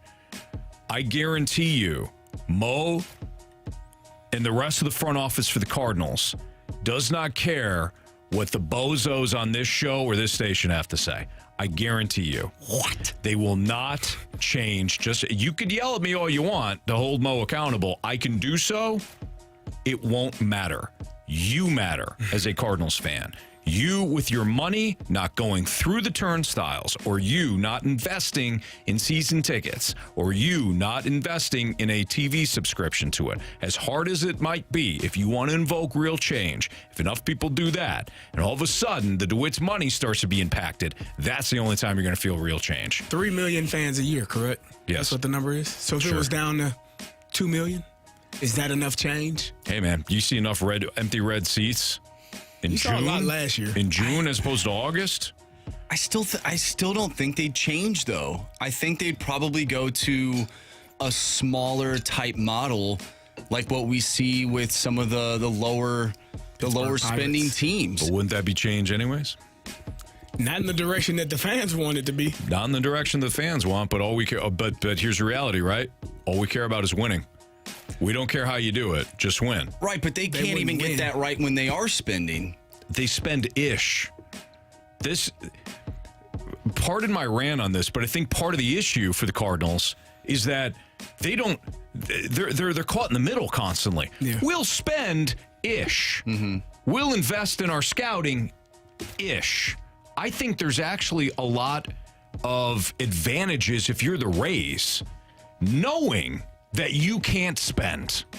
Your ownership group is saying, hey, you cannot spend my money. Figure out another way. So let's spend on scouting rather than the actual players and see what we can get out of those guys. It's that scene in Apollo 13 where they dump all the stuff out there. Everybody, they dump all the equipment out there and said, this is exactly what they have to work with up in space. Yeah. This is all we have. Figure it out. As opposed to having this broad view of, well, let's use this equipment and this equipment and that equipment. I don't know what I'm doing. No, all we have is a stick of bubble gum, a pipe cleaner, and a paper clip. Figure it out. You want me to build what? Build it. Build it. Tony Stark was able to build this in a cave with a box of scraps. You even sounded like him. Tony Stark was able to. That was fantastic, Marshall. Well done. Do you see what I'm saying, though? Oh, yeah. Instead of the Cardinals, are like, we can spend a little bit. We can spend right in the middle. And our scouting, we're kind of in the. You're using. That's a level of frustration that I think most Cardinal fans are seething at some point. Like what are you trying to accomplish? Correct. What is the ultimate goal? And do you think that the product that you are putting out there is enough to attain that goal? Well, there lies the frustration. I can't speak for Cardinals fans. I'll speak for me. What you just described is what ticks me off. Yeah. Is this is good enough. Good enough for what, though? Exactly. Like for what? We'll win the division with this. Is this good enough to win a championship? Because I don't, winning the division is awesome. But nobody cares in the grand scheme of things. Like, we won division. We won the in AFC North. Yeah. It's cool. Wasn't as cool as winning the damn Super Bowl. Right. I don't even know where my AFC North shirt is. No, you don't. Or the hat. Nope. I knew where it was when I won it. Where's your ring? I damn sure know where that is. Like, it reminds me of hockey where there are teams, once they win the conference final, they don't even touch the trophy because they don't care about it. They want to win the Stanley Cup. But this team is the type of team that wins the conference championship. Well, yeah, that'd be nice. But they win the conference championship, and they're like, "Oh my gosh, look at this! Hey, maybe we'll get lucky in the Stanley Cup final. We'll come home with we'll win the Stanley Cup. But man, this is what we really wanted, right? And maybe we'll get lucky because we're here. Like, come That's on, a terrible mindset. Right?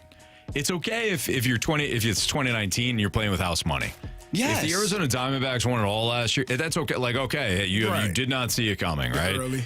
But when you know what it takes to get there, then, and you're still you're still in the mindset of, hey, just get in. We might get lucky again. Screw you. Sorry. Hey, I got in at 11-6, and look what happened. Yeah, look how many breaks you caught along the way. And oh, by the way, Chris Carpenter had to go toe-to-toe with Roy Halladay, God rest his soul, for 9 innings. And you don't have one of those type of dudes on your team. Run.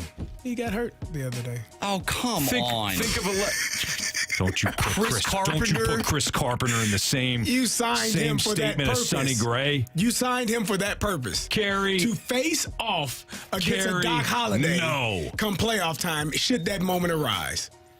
That's what he's here for. We don't even have a Jeff Suppan on our team. Thank you. Dude, what Kyle Gibson? Soupy. That's it. You don't see a guy going out there wearing long sleeves in 90-degree weather. No, you don't. Don't see that anymore. It's probably not healthy, though. All right. No, it's They probably got not. the light fabric now. I think it'll be fine. Oh, yeah, right. It's breathable. The old Fanatics uniform. All right, why don't the Cardinals have more urgency with, like, anything? That's next on 101 ESPN.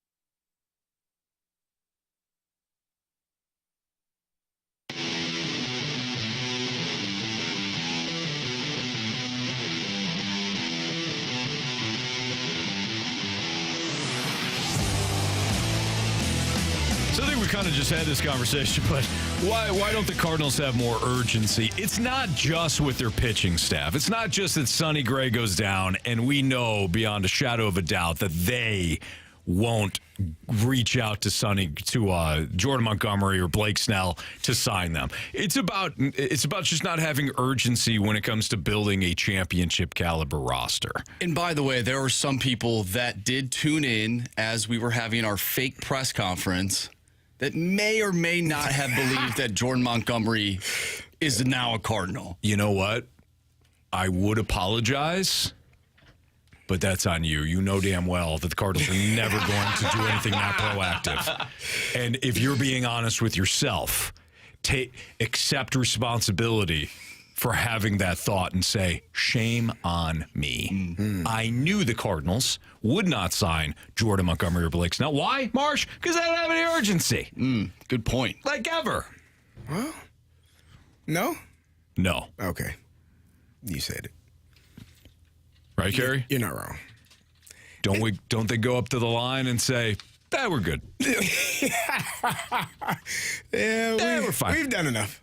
We've done actually more than enough. That should be the motto. We've done enough. So, Carey, you've got what, 3 kids? Yes. I've got 3 kids. Each of them are obviously each of them are different. Yeah. We kind of expect them to all be the same, but they're different human beings. They are. So it makes sense, right? Mm-hmm. My wife's birthday was the 28th of February, and I had all 3 kids do their own cards. Mm-hmm. And 2 of the kids, they went all out. Yeah. Full pictures. Even the youngest one, he was using different markers. New marker after new marker. Yeah, for him, like masterpiece, right? Yeah. And then I had one that wrote "Happy Birthday, Mommy." Looked at me and said, "I'm done." That's all you're gonna get. And you know what?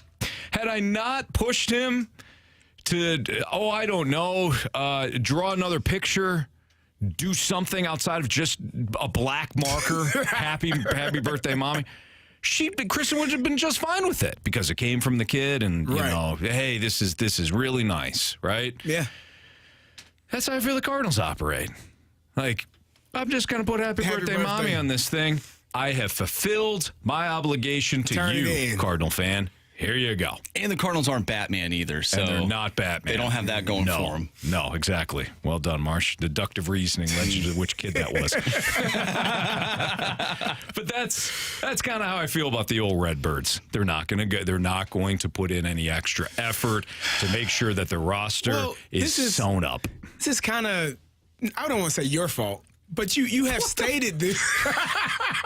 You have stated this time and time again. Yeah. That they don't need to try. Why, Anthony Stalter? Oh, I think they need to try. No. You said they don't because they are in a division that is actively not trying. Right. So therefore, I'm not saying you're the fault. You're at fault here. I'm not saying you're the problem. Kind of sound like you said that I was the problem. You literally said that it was Anthony's fault. Put them in the NL Central. I said your thought process is part of the problem.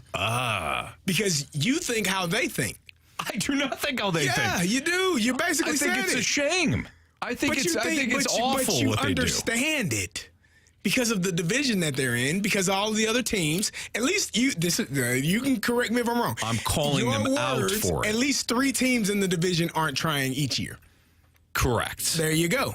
But I'm calling out the behavior. Doesn't mean I agree with it.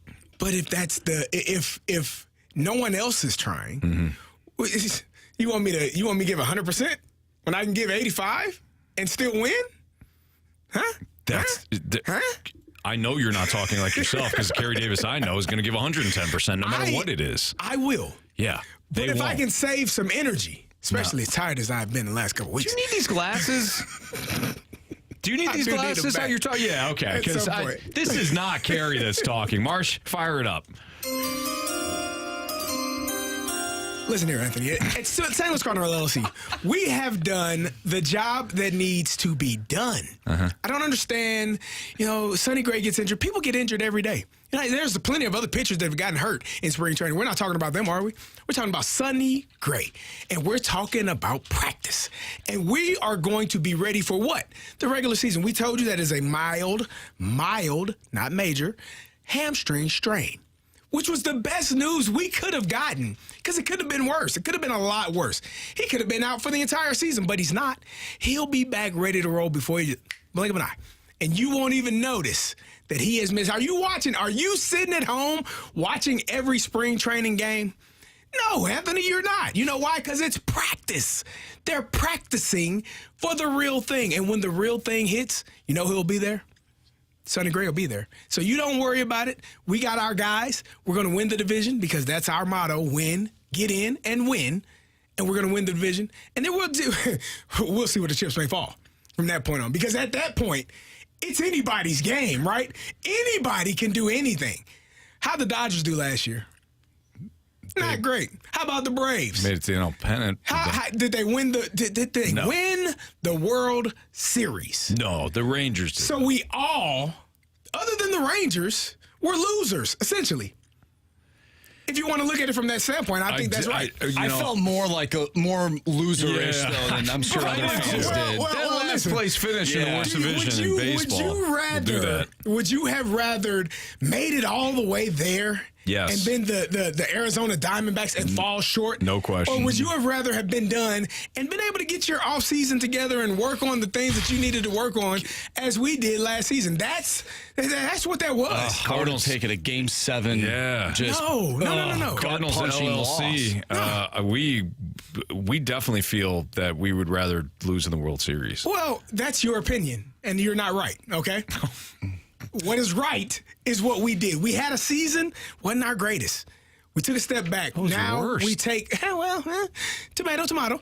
Now we take a step back to go 2, 3, 4 steps forward. That's what you're going to see from the St. Louis Cardinals. St. Louis Cardinals LLC, we are here. You need us. You know where to find us, okay?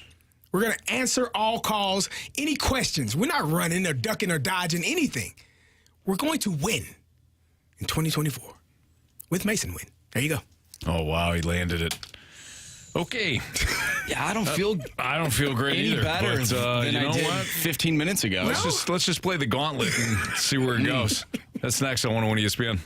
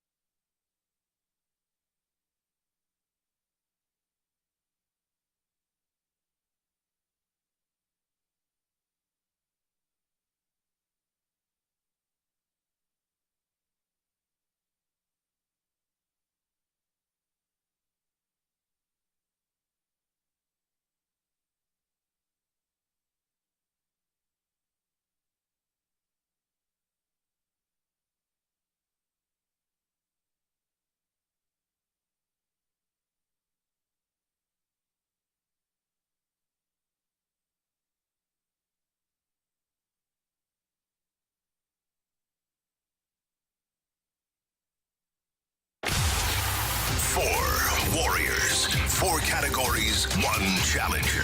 Can you master the Gauntlet? The Gauntlet is powered by Master, your hometown source for business communications for more than 30 years. Visit Mastor.com.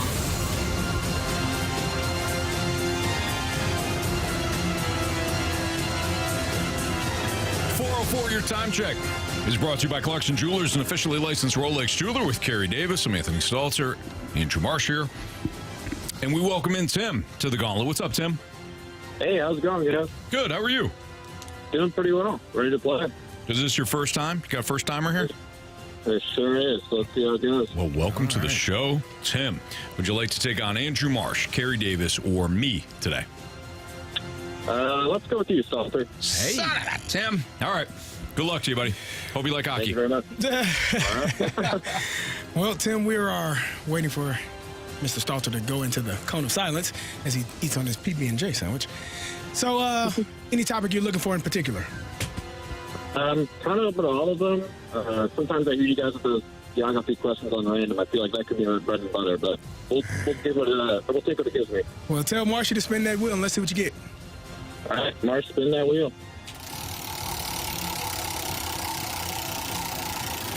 All righty. Well. Marsh, you want to let him know? We have football today. Football. All right. I'm sure Anthony will be pleased to hear that. He will be happy about that, but, we'll see how it goes. Thank you, Marsh. He is giving me the launch codes. And, all right, Tim, you ready? I'm ready. Question number 1. In the Rose Bowl between Michigan and Alabama this past season, who scored the game-winning touchdown in overtime to send Michigan to the national championship game? I'm going to take a shot and say Blake Corum. Final answer? Final answer.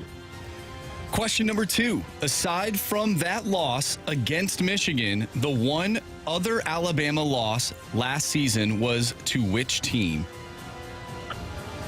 I think that was Tennessee. Final answer. All right, question number 3. Former Alabama quarterback Bryce Young won 2 games in his first season with the Carolina Panthers. One was against the Falcons. The other was his first career NFL win against which AFC team? I believe that was the Houston Texans. Final answer.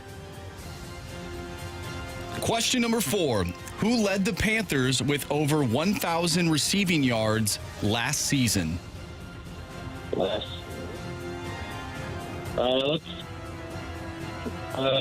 go with the options. Options are Jonathan Mingo, DJ Shark, or Adam Thielen. I guess Thielen. Final answer. All right, Tim, we'll get Anthony back in here. See if he sees me. I'm waving. I don't think they do. Waving down the airplane. He's here. having a great conversation with Mike Ryder and, of course, Action Jackson. All right, Anthony. Old Piddles. Yeah, Old Piddles. How was Piddles? Oh, we were talking about technology and how the government just got us. Oh, I wish I was in there. Oh, my gosh. Oh, you don't even have to be careful. They already know I just said that. Yeah. They knew I was going to say it before I said it. Well, of course they're listening to the show. That's correct. Into your brain, as you think. That either went horribly for Tim or outstanding for Tim, because that was fast. It was, wasn't. Yeah, took some shots. Didn't want the options. Yeah. Can I tell you something? Yeah. Pack a lunch. Okay. Our topic is football. All right. I like football. You like football? I do. Let's see if you like it after this. Okay. Here we go, Anthony. In the Rose Bowl between Michigan and Alabama this past season, who scored the game-winning touchdown in overtime to send Michigan to the national championship game?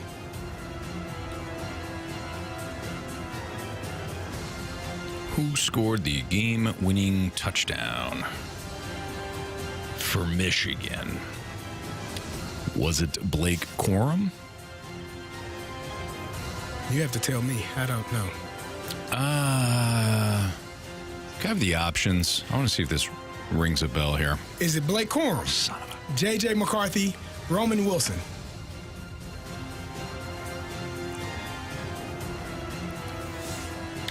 I know it wasn't J.J. McCarthy. I'm going to just go with my first instincts, and now I'm kind of ticked off I didn't just roll with it. But Blake Corum, final answer. Question number 2. Aside from that loss against Michigan, the one other Alabama loss last season was to which team? Oh, Alabama lost to... Give me a second here. It wasn't LSU. It wasn't Auburn.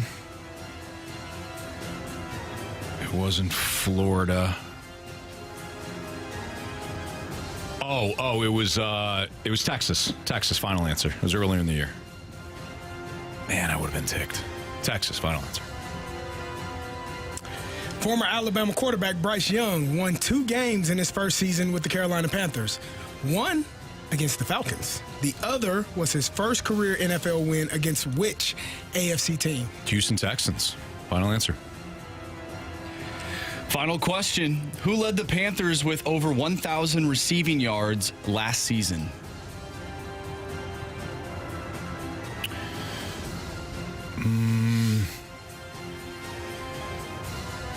It was your guy, Marsh. It had to be. Adam Thielen. Final answer. Oh, all right. We got a interesting one here. Yeah, we do. All right. Anthony, Tim, let's start with question number 1. In the Rose Bowl between Michigan and Alabama this past season, who scored the game-winning touchdown in overtime to send Michigan to the national championship game? Tim, without the options, you said Blake Corum. Let's go McCarthy Anthony, or Wilson. With the options, after initially not wanting to take the options, you said Blake Corum. Marshy, the correct answer is? Well, of course it is Blake Corum. It is Blake Corum, but Tim didn't need the options. He is up 2-1. All right. Let's go to the final question. Nice job, Tim. Who led the Panthers with over 1,000 yards receiving last season? Tim, you said Adam Thielen. Anthony, you said Adam Thielen. The correct answer is? It is Adam Thielen. But Anthony did not need any options. All right. The score is 3-3. How you feeling, Anthony? You feeling good? Okay. I feel like a tiebreaker is coming. Former Alabama quarterback Bryce Young won 2 games in his first season with the Carolina Panthers. One against the Falcons. The other was against which AFC team in his first career win? Anthony, you said the Texans. Tim, you also said the Texans. The correct answer is? It is the Houston Texans. But neither of you needed the options. Tim, you slippery, you know what. It is 5-5. Man. Final question. Aside from that loss against Michigan, the only team that Alabama lost to last season was who? Tim, without the options, you said Tennessee. Anthony, without the options, you said Texas. If Texas is the answer, Anthony, you win 7-5. If Tennessee is the answer, Tim, you win 7-5. Tim, you have chosen poorly. You lose. Not today. The answer was indeed Texas. Tim, they lost to Tennessee the year before. Year before. Got my ears mixed up. It was a good guess, though. That was good. That was really nice. Nice job, Tim. Good effort, man. Thank you. Hey, if you guys, if you run into Rockio, give me a shout out that you had me on. Okay, yeah, absolutely. We'll, I haven't seen Rockio. I don't know. I feel like he's avoiding us. What the hell? I don't know what's been going on. He's usually in the office. He is. He's usually asking us questions. Talking he loves. Ears off. He just loves talking. He does love to talk. Yeah, but we have not seen him. Yeah, he does. All right, Tim. Thanks for listening. Thanks for playing. Yeah, thanks for everyone. See ya. I could see how Tim thought Tennessee. It was the year before. Yeah, the year before. Yeah. It took me a second because I was running through the SEC lineup, and I'm like, something's not adding up here. And then I realized, it was Texas. That's a good gauntlet. It was. It's good questions. All right. I feel like Vince Vaughn in Old School. It's good questions. He's got the earpiece in. What's trending is next in the Fast Lane on 101 ESPN.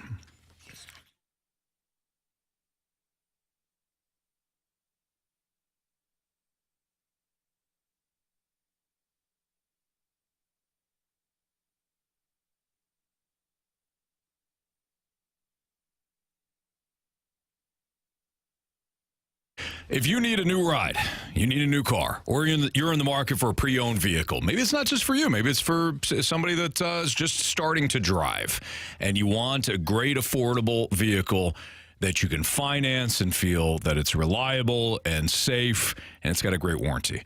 There's only one spot. It's out in Herculaneum. It's Auto Centers Nissan. They do a great job of taking care of you from sale to service. And what I mean by that is they've got great pricing on vehicles, and they don't just have new Nissans. They have pre-owned vehicles as well.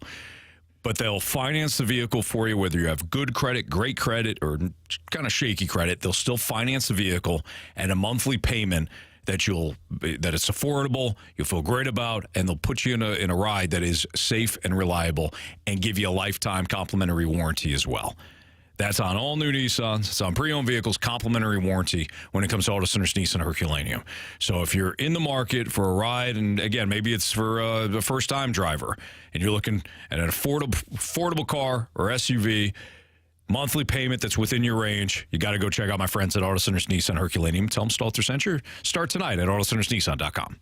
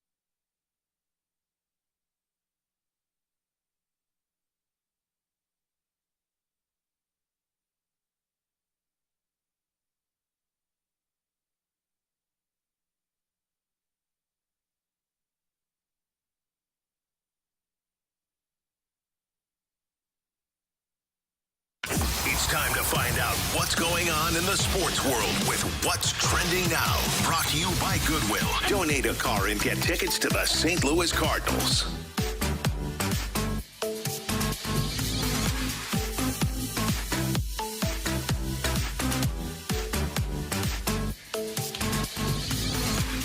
Welcome back to the Fast Lane here on 101 ESPN with Anthony Stalter and Carey Davis. I'm Andrew Marsh, and it's time for What's Trending. Gentlemen, today the big news has been that Sonny Gray has a mild hamstring strain, according to John Mozeliak and your St. Louis Cardinals. I have a question for you, though. Do you believe that the Cards already have a built-in excuse if they are to have a slow start in 2024? Is it now, well, we thought we had a good rotation, but, Sonny Gray, he was injured at the beginning of the year. That wasn't the team that we envisioned heading into the year. Yeah, injuries, every team's going to deal with them, and it's just our time. Yeah, of course they do. Is bear crap in the woods? Yes, they've got a built-in excuse.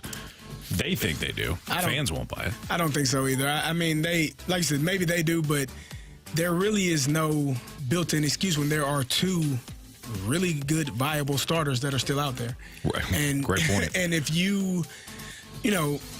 maybe they get to a point where if someone else were to go down and miss a significant amount of time in spring training, maybe they would then make that decision. But you don't have an excuse right now, because saying that he was hurt and that kind of threw a wrench in our game plan to start the season off. Yeah, no, it shouldn't. It can't, because you still, as I said, have viable options available. Yep. So that this does not throw a wrench in the game plan. So it's an excuse, but it's not a good one. No, I completely agree. Here's the other thing, too. For those that are suggesting, well, you can't be reactionary. I'm not even saying to be reactionary. You at least have to call Montgomery's Boris. You have to call Boris and say, hey, here's an offer for you guys. You could still make it at your price, but you at least have to pick up the phone and call, because this happened now. The variable has changed. You don't have to rush to the table and throw a 5-year deal at one of these dudes and overpay because you're reacting off the Sonny Gray injury. But what if Montgomery or Snell's price has dropped to a 2-year deal with an option, a player option for the second year, and you're willing to pay that? The variable that changed here is that Sonny Gray got hurt. Right. Whether it's for one start or two starts, or he misses the entire month of April, the variable has changed. I mean, you don't have to panic, but you still have to put yourself in a better spot than you are today. And it's not like you aren't making your team better at that point. Like, you are actively trying to be better, something that I think most Cardinal fans wished or wanted you to do from the beginning. Sure. And to do it now, it's not, to me, it's not an overreaction. You know what? This guy is available. The numbers that we were receiving earlier in the offseason were numbers we weren't comfortable with. We weren't going to match. And now that the numbers have come down, we are familiar, especially if it's Jordan Montgomery. You really have an answer already built in. Right. We are familiar with him. He has been here. He has been a Cardinal. Yep. He understands what the Cardinal way is, what the expectations are. Hopefully you can tell us, because we don't know. We're still figuring it out. Yeah, the problem is he doesn't want to be here, so that's one of the criteria. Probably not. That ends that. Jeff Jones put out, he noted on Twitter that Fangraphs estimates the Cards at approximately $22 million short of the first CBT threshold, which they have said they will not cross. So, just reading that, it's out the window. There's no chance, yeah. It's not happening. Yeah, I think we've done our due diligence here, because Cardinals fans will at least want the discussion to be had about adding at this point, but it's not going to happen. So we can move on. Let's move on to the NFL, and this happened a few days. It's kind of been going on for a few days, but I wanted to get Carey's opinion on it. And welcome back, Carey. But there's a lingering sense that the NFL wants to have an 18 regular season games. I, for one, think that's way too many. What do you think, Carey? Obviously, you played the game. 16 is too many. 17 is too many. There will not be a number that continues to go up. There will not be too many games. I mean, if you go 18 games, are you giving 2 bye weeks? Because then maybe we could talk. But the wear and tear on your body. I know people, you make so much money. Yeah, that's good. Some guys do. Some guys, not everybody. And so it takes a toll on you physically and mentally. But if they do that, I'm sure that the NFL players are going to work or try to work for, more money, more guarantees in their contracts, which is something that the NFL owners have been very reluctant, hesitant to partake in at any level. And so much so that when Deshaun Watson signed his contract, a lot of owners were mad. The hell are you doing giving out that much guaranteed money for that long? I think it definitely is. It's always on the table because money is always obviously the key factor, but 18 games, when they went to 17, I thought that was a lot. But they don't practice anymore either. Like, Anthony, Marshy, the amount of practice that we had was ridiculous. Yeah. Full pads for a full year. Every day, man. 2-a-days every day in full pad. It got to the point where it was like, hey, man. Like, me and James Harris in one practice looked at each other, and we came to an agreement. If we have backs versus backers, linebacker, blitz pickup, me and you going first, and we're going to fight.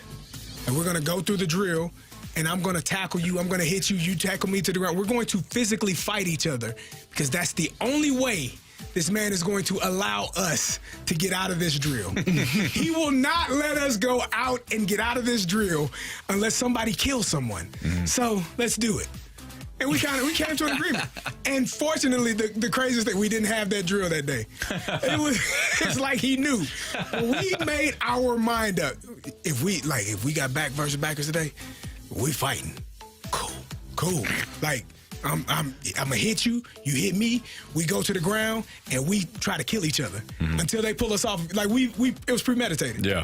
And fortunately, we didn't have it that day because we were going to get out of that drill one way or another. Jeez. Yeah. That's a lot. It is. It is. That's a lot. Yeah.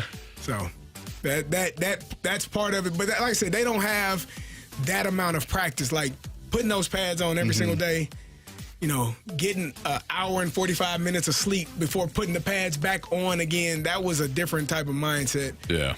I'm not, I still wouldn't want to play 18 games, but I damn sure would be happy with not practicing as hard as we did. Now, if they did add another week to the season, let's say, and I'm assuming they would take away another preseason game. Yep. Take away a preseason game, but then add another bye. So then it would be, the Super Bowl Sunday would be another week past what it is now. That next Monday, though, gentlemen, is President's Day, which would be a built-in holiday for people after the Super Bowl. It sounds like a great plan. I mean, when you put it that way. I think, Carey, everything you just said, valid, but you got to throw it out now. You got to throw it out now. Monday after the Super Bowl having a day off? Yeah. I mean, we probably wouldn't have the day off. We probably wouldn't. No, we don't. I don't think we get President's Day. I don't think so. So, you know what? Never mind. Screw it. Yeah. You know what? Go back to 16 weeks. Too much. 16 games. Yeah. All right, that's what's trending here in the Fast Lane on 101 ESPN. We got NFL 4 Downs next.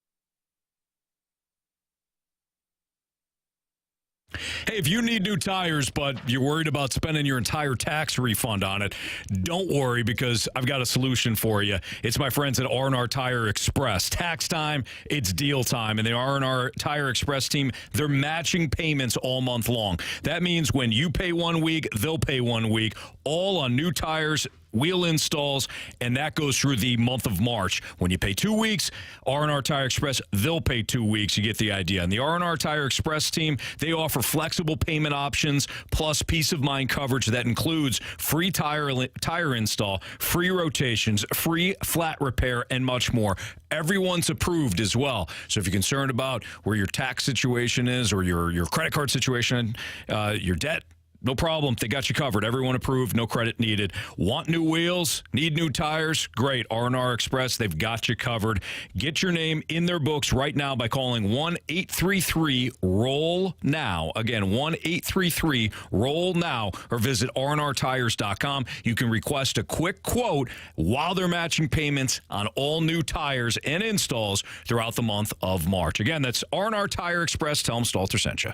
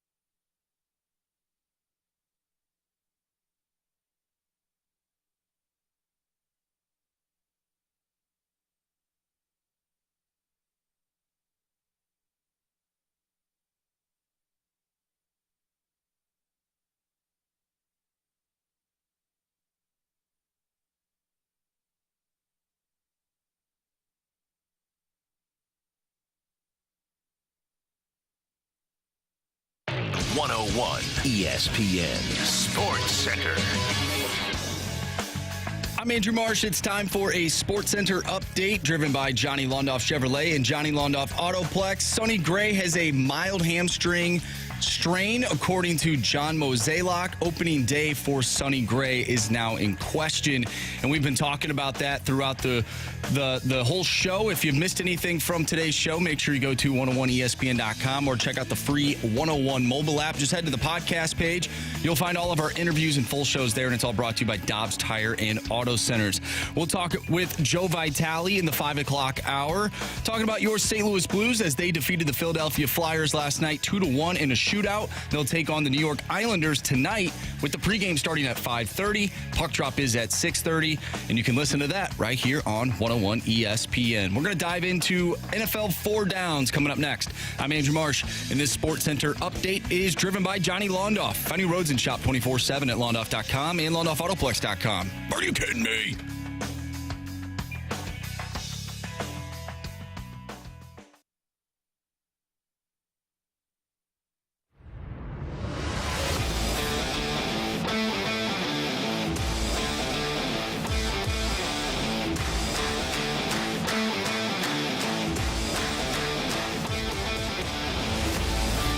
Stalter left for 4 downs. Carey Davis, Anthony Stalter, Andrew Marsh. First down. All right, gentlemen, let's get to this. Old Russell Wilson. Carey, you haven't been here, but apparently Russell Wilson will no longer be a Denver Bronco as they are looking to release him. What is Russell Wilson's immediate future? Is he done as a starting quarterback in the NFL? Bronco Nation, let's ride. Let's ride. Right out of here. Yeah. As a starting quarterback, he'll get an opportunity. Will he be an opening day starter? Will he be, the starter to bring in a new season for a team?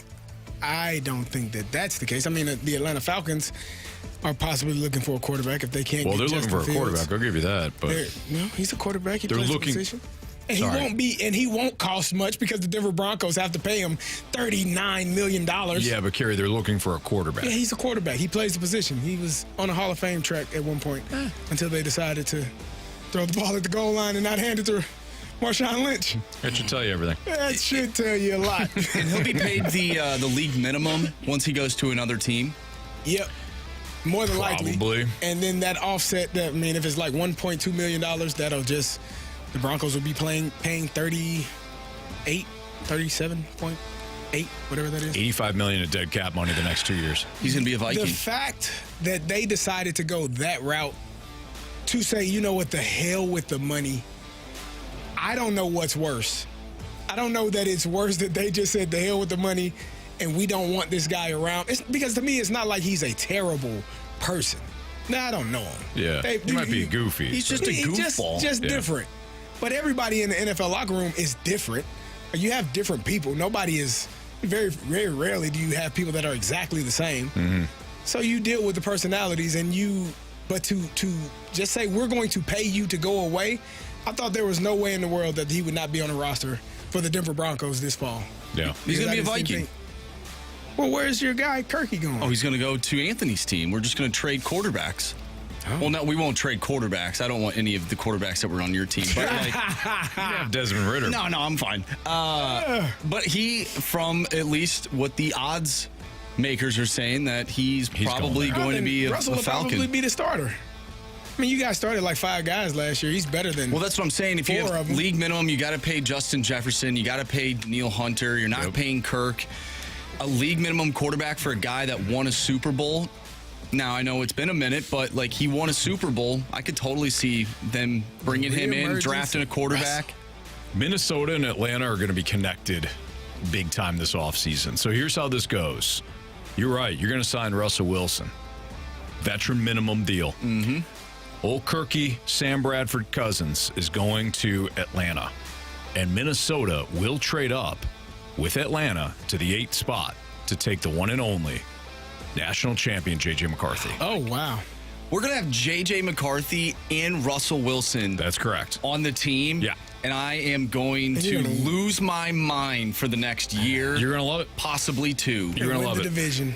You're going to have Justin Jefferson, and you're going to have a whole lot of national championship / Super Bowl winning depth at the quarterback's position. There you go. Kirk Cousins never won a national title. He did not. He didn't even win a playoff game. He won at Michigan State. He won a playoff game in the NFL with the Vikings. With Washington. Oh, yeah, with Minnesota. Mm-hmm. Yeah, that's right. He didn't win with Washington. Yeah, I just... He never won a Super Bowl. He never won a Super Bowl or a national title. No, he didn't. So you're going to turn down Russ, Let's Ride Minnesota, and JJ. Look at my record at Michigan, McCarthy. So I'm going to get ahead of this because I feel like it will happen. I'm going to try and talk myself into Russell Wilson. I feel like if there's a guy that could maybe bring him back to being somewhat relevant, it'd be Justin Jefferson. Man, you just throw the ball up to him and let him catch it. Justin Jefferson's going to probably kill him on the sideline. No. What teammates have tried to kill Russell Wilson on the sideline before? They didn't have a chance. They're linemen. The defensive lineman for Denver, as he was walking off the field, I'm going to kill you if you don't figure it out. I don't know. I'm not a lip reader, but I think that's what he said. I'm tired, Russ. I'm on the field the entire game. Yeah.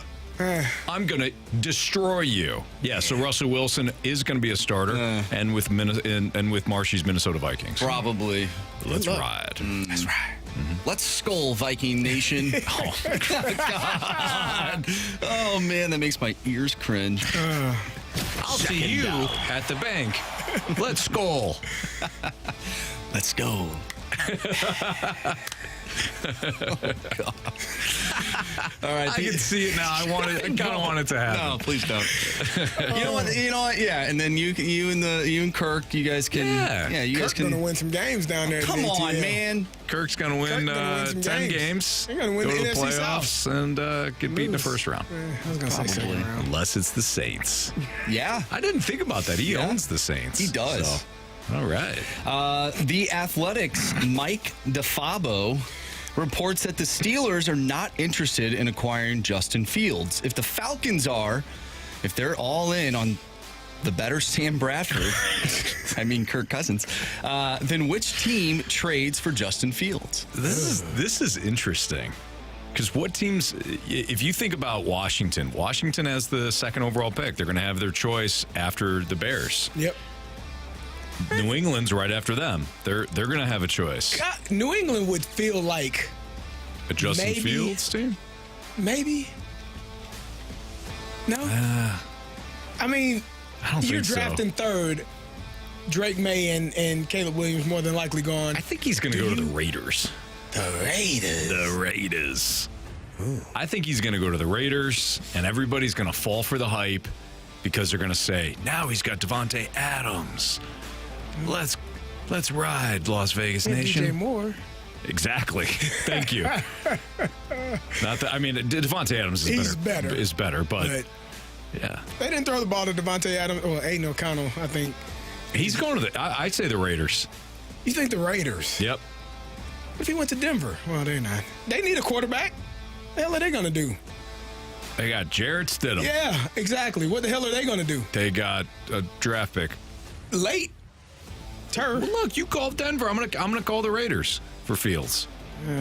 You're not going to. So there won't be. I mean, it's going to probably be a second, third round pick, maybe. Probably. Won't be a first round pick. Nope. I think the Bears are, if they are going to move on from Justin Fields, which kind of sounds like they aren't going to get in return what they want. No. Or expect. Fields to Vegas. For a third round pick? Kirky Cousins to the we just want to be fine Falcons. That's your team. Russ to Minnesota. And what are the Pittsburgh Steelers going to do? Oh, they got their guy, Kenny Pickett. Yeah. We've been here. Look, the reports are that they like Kenny Two Gloves. He's fine.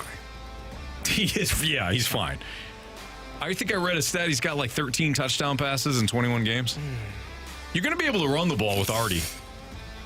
Arthur Smith will get you guys to run the ball. I think a light bulb just came to my brain. You want to make a trade? No. I think that anger that Anthony has for the Cardinals, I think it stems from the Falcons. I think he's lived this sort of like just front enough. office, let's just do just enough type thing his entire life. And I feel like it's starting to come out. I got to be honest. The Falcons actually do try. They just don't get the results. Like they traded up for Julio Jones. They acquired Tony Gonzalez. It wasn't their fault that their icon player had a nasty, ugly, deplorable habit. Then they drafted Matt Ryan. The Falcons have tried. They try more than the Cardinals do. As of recent? Yeah. Yeah, I would say so. They didn't. They don't know how to build a team. No, they ain't trying to get the quarterback situation. No, they'll get Kirk Cousins, and then they'll draft like a cornerback at 8th instead of a pass rusher. Quarterback is hard, right? Well, they've had some success. I mean, you have Mike Vick and Matt Ryan. Back-to-back quarterback like that. Absolutely. They've had really more can't success. complain. No, they've had more success at the quarterback spot than I feel like the Cardinals try. Just because you're trying doesn't mean that you know what you're doing. Well, that's my point on the Falcons. I don't think the Cardinals try hard enough. I think the Cardinals do just enough. I don't know what the comparable would be in the NFL. I'll think of one. But they do just enough. NFL. The Steelers.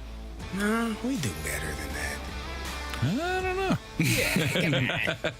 Third down. It's like the Patriots. Well, speaking of the Falcons, we know that they drafted a running back in the first round last season. That's how you build a team. Which free agent running back is the most intriguing name available? Saquon Barkley. Have him go to Baltimore. I'd be real interested in that. They're still waiting on J.K. Dobbins. J.K. Dobbins? Dobbins to be healthy. J.K. Dobbins is a myth. He's a real person. I saw him working out on Twitter the other day. Yeah. How many other times have you seen him work out on Twitter only to not play because he got hurt? Well, listen. J.K. Dobbins is a myth. Give me Saquon Barkley. In Baltimore. I do like that. The question I would ask, sure, are you going to hand him the football? Yes. Because I think the OC forgot during the playoffs. He's not going to have Gus Edwards. He's still a running back. He could have handed the ball off to him. No.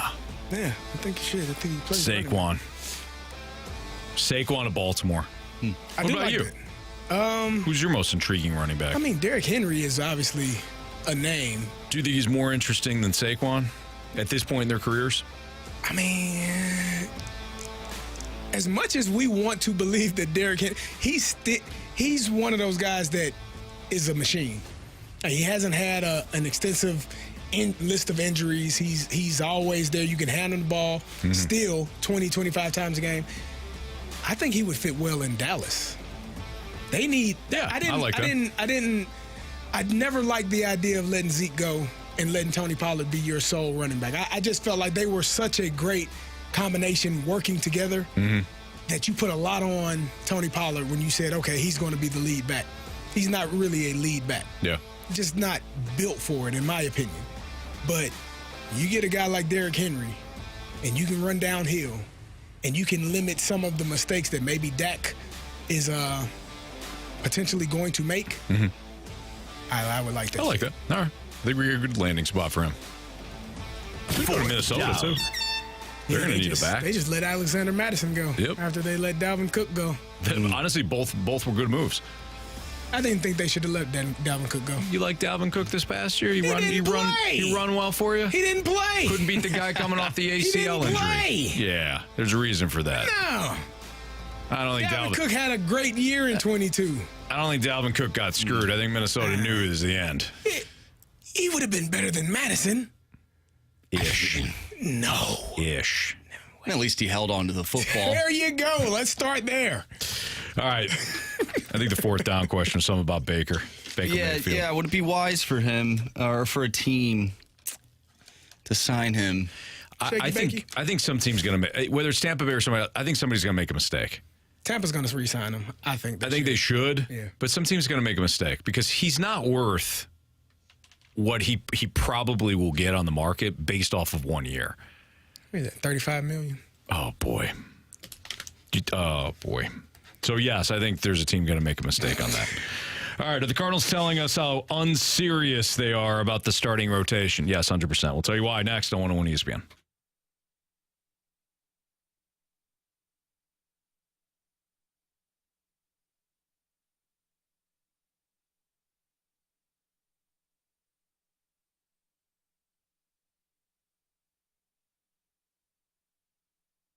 Now is the time to call my friends at Green Envy because you know the rain is a-coming because of the spring weather. And when the rain comes and it starts to get a little hotter in St. Louis, that is when your yard is overcome with weeds.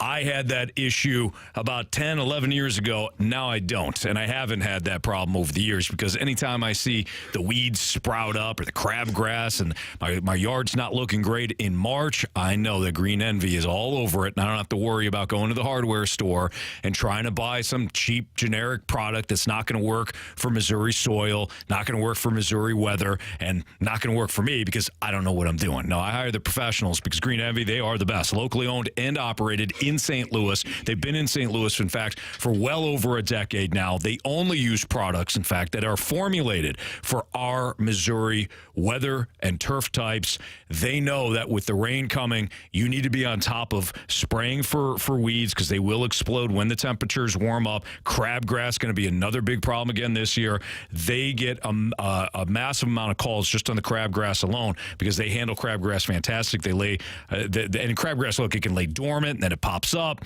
Green Envy's all over because they deploy a special crabgrass preventer, and it's a trade secret of theirs. That's why they're going to handle everything for you, and all you have to do is mow. That's it. Mow, cut, do the things that are kind of fun for you as a homeowner. You don't have to worry about seeding or anything else if you call Green Envy. 636-757-1600. Again, 636-757-1600. Tell them Stalter sent you. It's Green Envy. Spectrum Business is made to work like your small business. Made to do it all with fast, ultra-reliable internet, phone, and mobile services. And made to work with a small business budget. Get 600 megabit per second business internet for just $49.99 a month for 1 year with select bundles. Plus, get an unlimited mobile line for free. Visit spectrum.com/work to lock in this deal now. Learn more at spectrum.com/work. Restrictions apply. Services not available in all areas.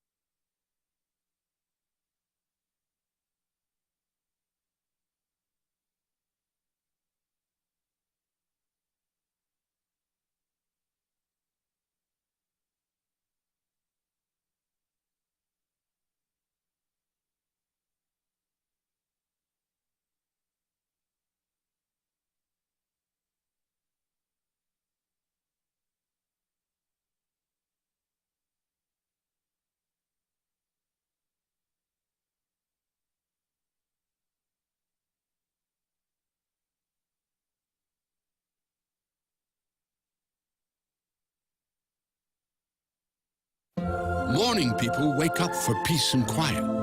McDonald's breakfast people, we wake up for the sweet rush of getting that warm, delicious breakfast right before it ends. Start your morning with a sausage McMuffin with egg, savory hot sausage, and melty American cheese. Also get a bacon, egg, and cheese biscuit with thick-cut Applewood smoked bacon. Mix and match too for just $4.69. Prices and participation may vary. Cannot be combined with any other offer or combo meal. Single item at regular price. Ba-da-ba-ba-ba.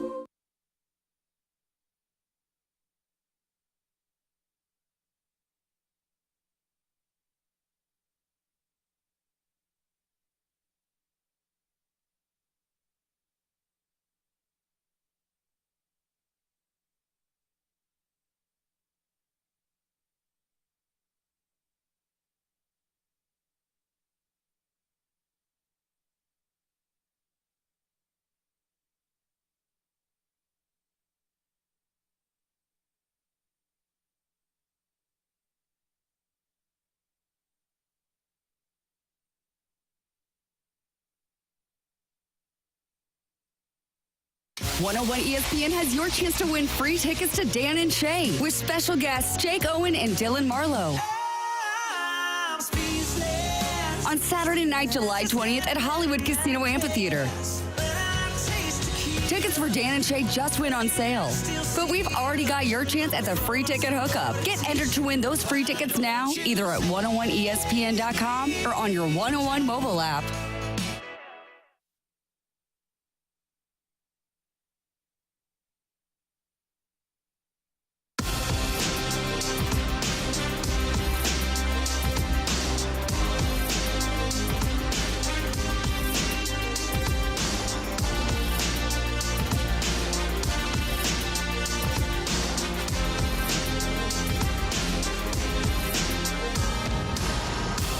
Here's my take on what the Cardinals did in the offseason to get the pitchers. The wife sent her husband to the store for a loaf of bread, and he comes home with 2 loaves. And the wife said, "Why'd you buy the 2 loaves, honey?" And he said, "Well, it's day-old bread, so it was a lot cheaper." there you go. Is your Janet kind of summed everything up with the Grocery Lance store Lynn, and yeah, she brought home the grocery store analogy to its completion, to its finale. Well done, Janet. We always appreciate listening to your mic drops, and she's absolutely right, as always. Lance Lynn, Kyle Gibson, 2-for-1 sale. Now, is that bread gonna get old and moldy pretty soon? Yeah, but then you got penicillin. Oh, well, no. And that could be used for other things, Carey. You just for a lot of things. In you fact, eat the bread. Well, now that it's is presented penicillin to you. Hey, you just eat it. You don't worry about it. But they don't slap like peanut butter or anything on it. You don't need it. It's bread. It's a standalone meal. If you're hungry, you don't need butter or peanut butter or jelly. You just eat your bread. Are you starving or not? No, not really. Yeah, because that's the Cardinals, right? Like, you're not starving. You're starving for a championship, so you're going to eat the bread. Yeah, kind of. No, they need to spend bread. They don't need to eat the bread. That's what they need to do. I like that, Marsh. Yeah. Well, you know, you got what you got, and you deal with it. You don't complain. No, you do. You know you can. No, you shouldn't, though. No? Yeah? Maybe? Well, I mean... Where else are you going to get this baseball from? Where Marsh was talking about this earlier, and he made a great point.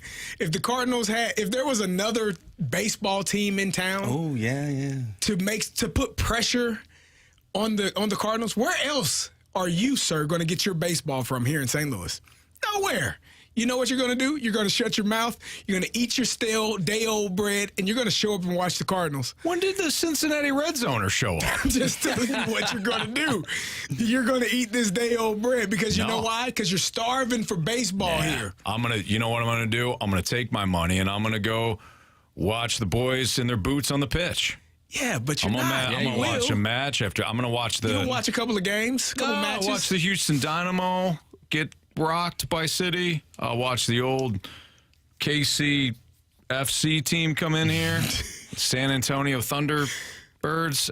Look, I've got my soccer. Did you just mix or not even you took the Blues' former AHL affiliate, the San Antonio Rampage, and combined them with their new AHL affiliate, the Springfield Thunderbirds, and made them a soccer team. Marsh, I think what you're trying to do is take away from the overall point, which is that no, I don't need to see your mediocre product. I can go to the pitch. And I can watch those guys. You want to watch baseball because it's the boys of summer, right? Do you want to watch them? Well, they got a new boys of summer. Okay. It's called St. Louis City SC. All right. Well, I think the Cardinals are going to give you this day-old bread, and you're going to eat it. I'm not. You're going to like it. I refuse. The boys of summer. I refuse. Yeah. As the rotation, if they're not, are in their mid-30s. Yeah. The men of summer is what they are. They should play. I'm telling you, when Wainwright opens the season up with the boys are back in town. I was just about to say that. And you're seeing Matt Carpenter and Lance Lynn out there and Daniel Descalso. Is this not what you were here? Is this not what you want? Are you not entertained? Are you not entertained? Yeah. Is this not why you were here? Yep. There you go. And then Miles Michaelis toes the rubber. They lose 9-2. Throws at the first guy, gets ejected. Yeah. It's a bullpen game for the rest of the time, and then the series is out of hand because you use your relievers. We got it kind of all mapped out, guys. We got it all mapped out. I don't like the way you all are going about this. And then we'll stop watching Marsh, and then we'll make sure that we tune in for City as they take on the San Jose Earthquakes. Don't forget the Battlehawks, too. Absolutely. The men in this room are going to be watching Cardinal baseball, right? Yeah. Yeah, we watched until about June last year. I mean, we kind of have to watch. Yeah. You do kind of got to watch. Kind of got to know what's going on. Sure. Yeah. I just, I don't know. I don't feel good about it, you know? I just don't. Something sad within you? Just something sad within me right now, just thinking about it. I feel like the bullpen's probably going to be pretty good, too. And then by, like, April, I guess the season starts in April, but like May, June, by Flag Day, it's usually a good spot to look at. They're just going to be rocked, you know? I remember it's Claves. Claves has the old Flag Day as the marker. I remember last year, like, yeah, what did you guys see about Flag Day? They're awful, I think, at Flag Day. And we were like, well, there you go. There it is. We can't just spin it now. They're terrible. Yeah. All right, we'll see if the Blues can get it done. We'll talk to our guy Joe Vitale about tonight's matchup between the Blues and the Islanders next on 101 ESPN.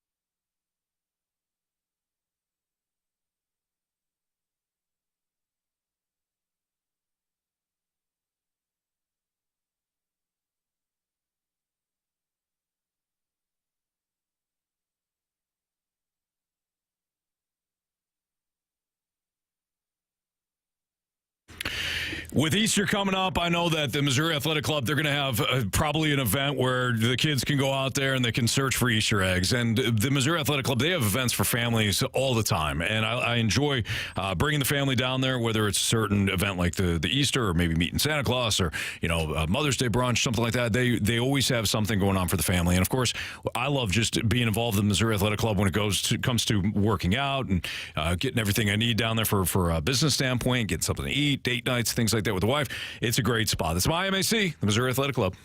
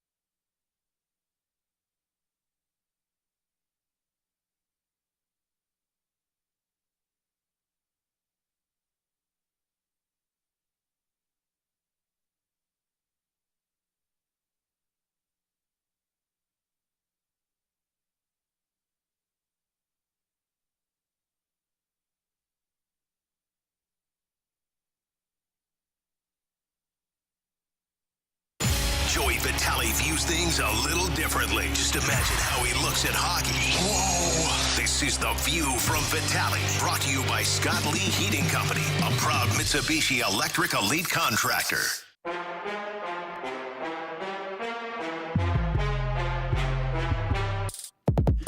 5:03, your time check is brought to you by Clarkson Jewelers, an officially licensed Rolex jeweler with Carey Davis. I'm Anthony Stalter, and we head to the 101 ESPN Celebrity Line. We're joined by our guy, Joe Vitale, who will be on the call tonight with the Blues facing the Islanders in New York. What's up, Joe? What's up, boys? Doing that Long Island, New York thing. How you guys doing? Hey, we're doing good, Joe. Thanks for asking. As a former player, where do the Islanders rank in terms of like spots you like to play? I would put them on the bottom fifth. Sure. I would say. About 28th. Yeah. they sit comfortably in that 24, 25, 26 hole. So they're a late draft pick in my mind. Now I'm gonna ask you a question that it might be one answer and two, but it might be two separate answers. Where was the spot you hated to play, and who was the team you hated to play? Okay, so I think I'm going to combine the two, and I mean we just came from Philly. I despised Philly. I mean there was some big time rivalry matchups back in the day between the Penguins and the Flyers. Mm-hmm. We had the playoff series. You know, the city always had that. It was supposed to have a brotherly love feel. I never felt the brotherly love. I don't know when I was there personally. We had people constantly, yapping at us on the streets, walking around, and then of course, many things after games. I'll never forget losing in the 2013 series, Game 6 in Philly. We ended up losing the series. That was just the most chaotic, probably playoff series in the last couple decades. And we're losing. We left around 3 o'clock. It was an 11 a.m. start that day, and we just got completely catapulted with full beer cans at our bus, broken windows, and the police escort really had to take off. So I would say I've never liked the Philly fans. I've never liked the city of Philly, and my kids to this day, they know that nothing distracts me and disrupts me more than when they bring home some Philadelphia memorabilia. Like my son on Christmas, he got me a Philadelphia Flyers ornament. I smashed it in the trash right away. I mean, so they kind of know how to get under my skin. So I would say the Flyers, I still lose sleep over them, probably the most of any team in any city in the country.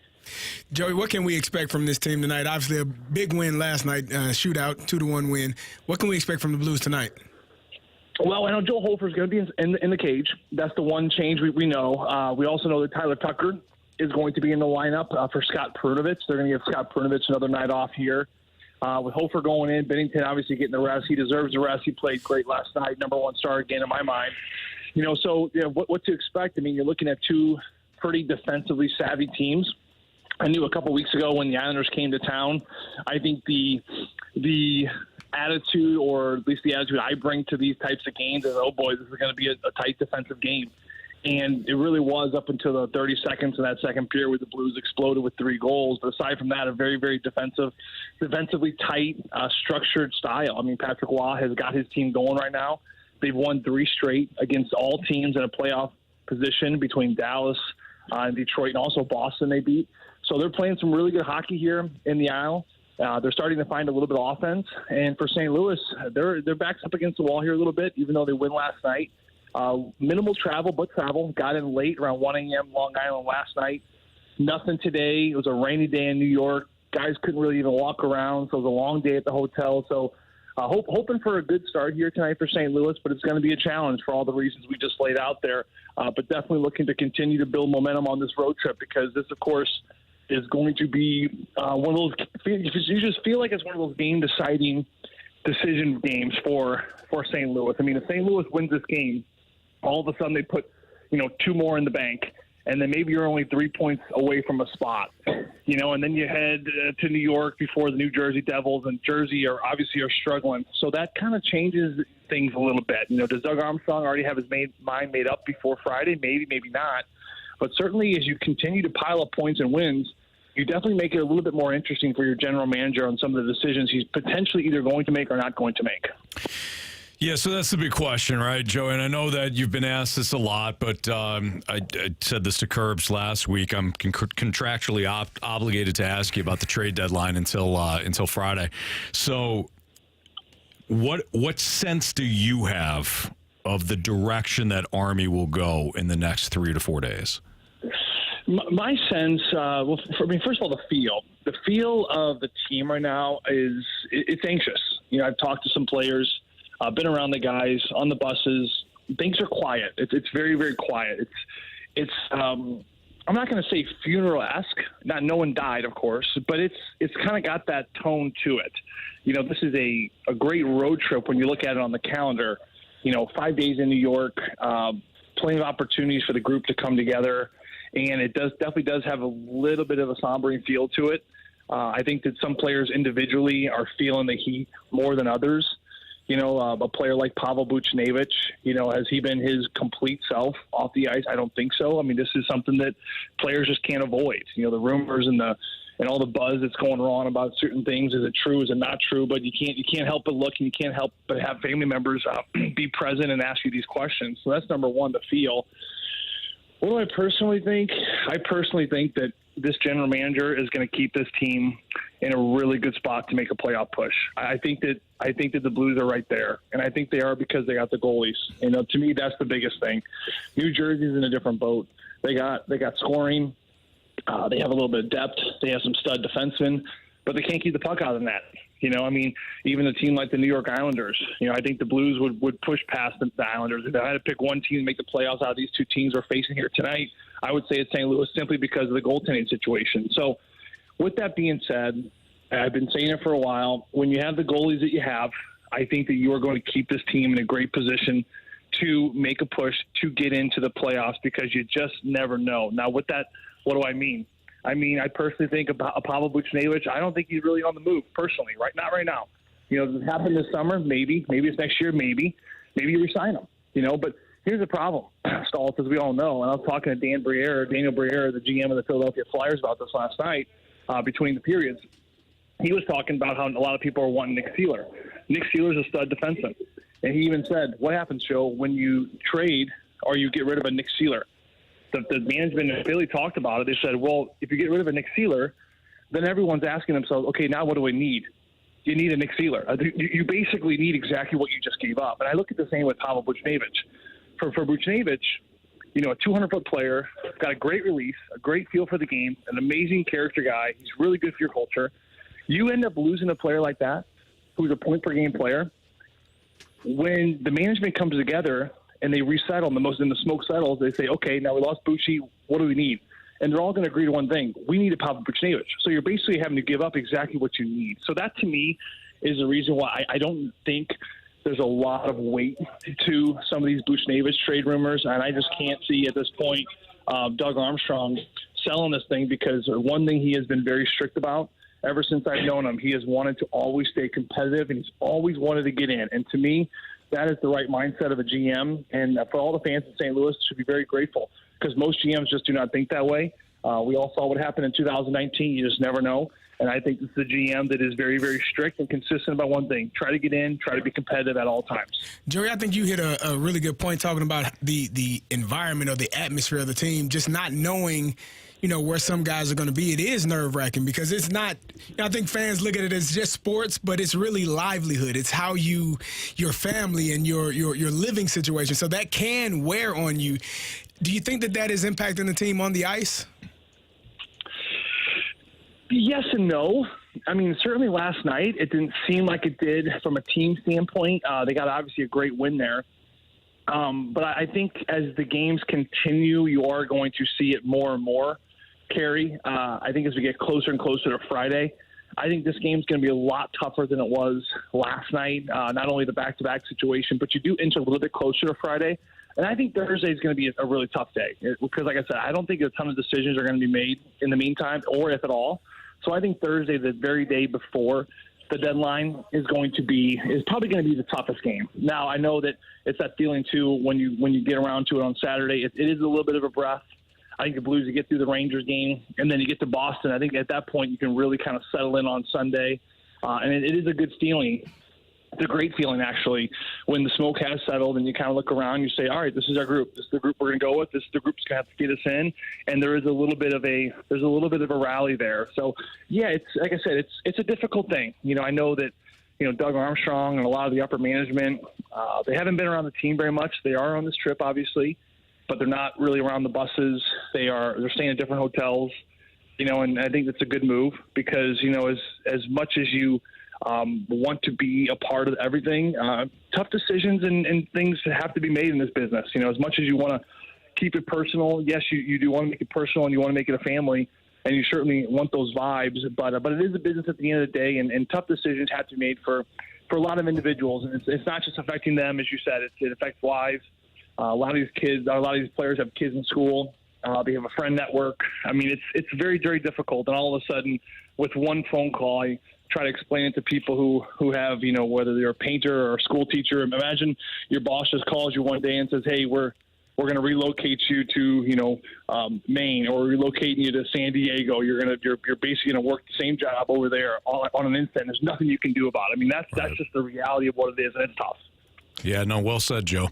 Have a great call tonight. We'll be listening, and we'll talk to you again next week, and we'll know then what the Blues did at the deadline. Hey, it sounds great, boys. You guys have a great rest of your day. Thanks, brother. We'll see you. That's Joe Vitale here in the Fast Lane on 101 ESPN. Don't forget Blues Islanders pregame right here on 101 ESPN starting at 5:30, and we've got the puck drop at 6:30 on the Blues Radio Network right here on 101 ESPN. Which means we have Bet the Board, 3 stars of the day, criticisms, compliments coming up next.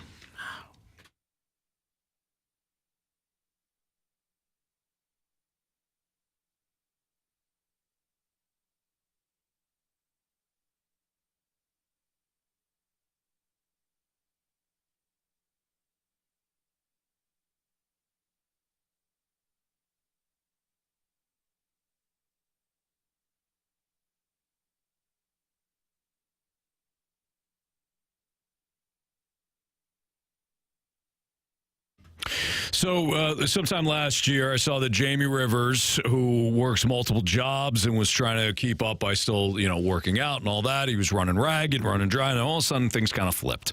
And I say all of a sudden, but it happened, kind of gradually. And I said, man, what's going on with you? You look great. You're feeling great. The confidence up, all that stuff. He said, mentality's really helped me. And I think you should go with me, too, because I also have, multiple gigs and constantly working, got the family life, and I was feeling like I was low on energy. I was low on, just drive and motivation, and you kind of feel lost. It's up to you to do something about it. That's what Jamie and I did. So he started first. I followed suit. We went down to Mentality. We talked to their board-certified experts about how we've been feeling, and we talked to them about what they can do. And when you talk to the great folks at Mentality, they'll take your blood work. They'll see if you're low on testosterone. They've got programs there that's going to help you. They make it easy. They make it comfortable. And you will see results because all of a sudden you have that energy. You have that, that motivation, the drive, the focus. Your mood stabilizes, which is another big thing that can impact low testosterone.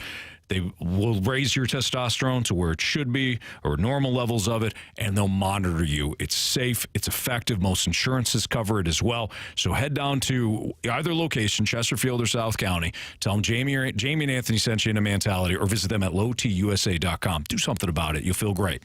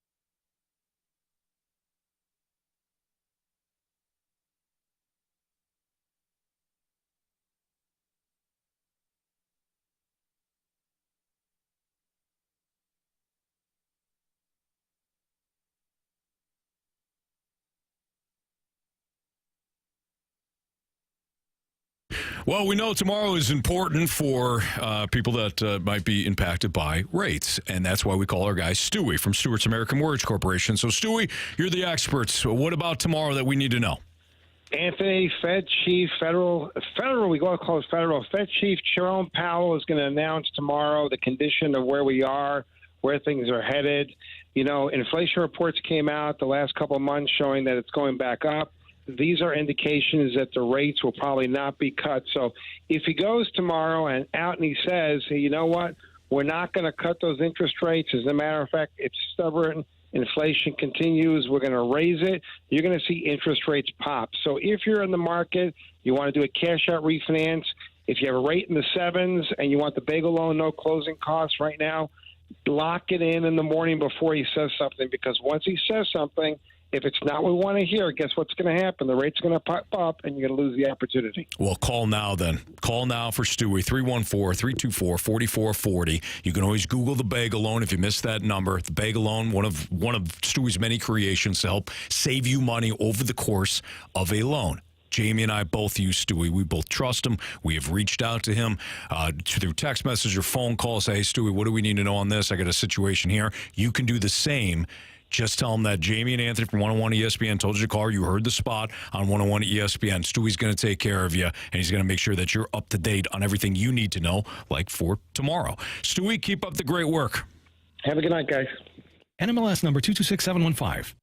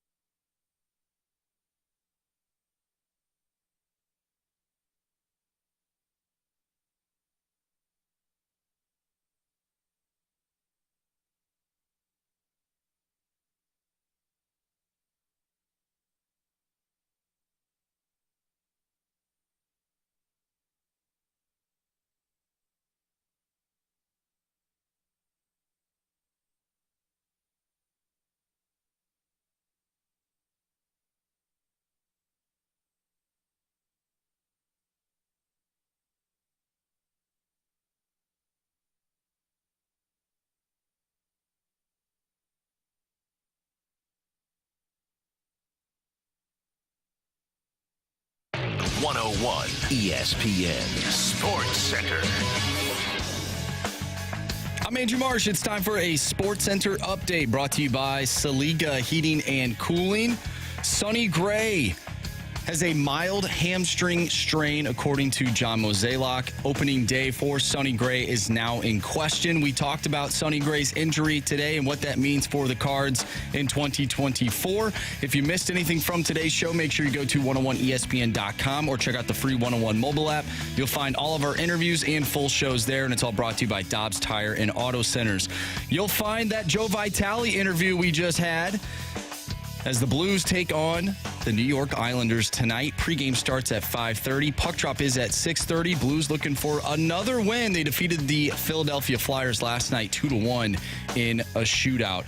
Blues pregame starting here in less than 10 minutes. We have Bet the Board, our 3 stars of the day, and some criticisms and compliments coming your way next. I'm Andrew Marsh, and this Sports Center update is brought to you by Saliga Heating and Cooling, independent American Standard Heating and Air Conditioning dealer.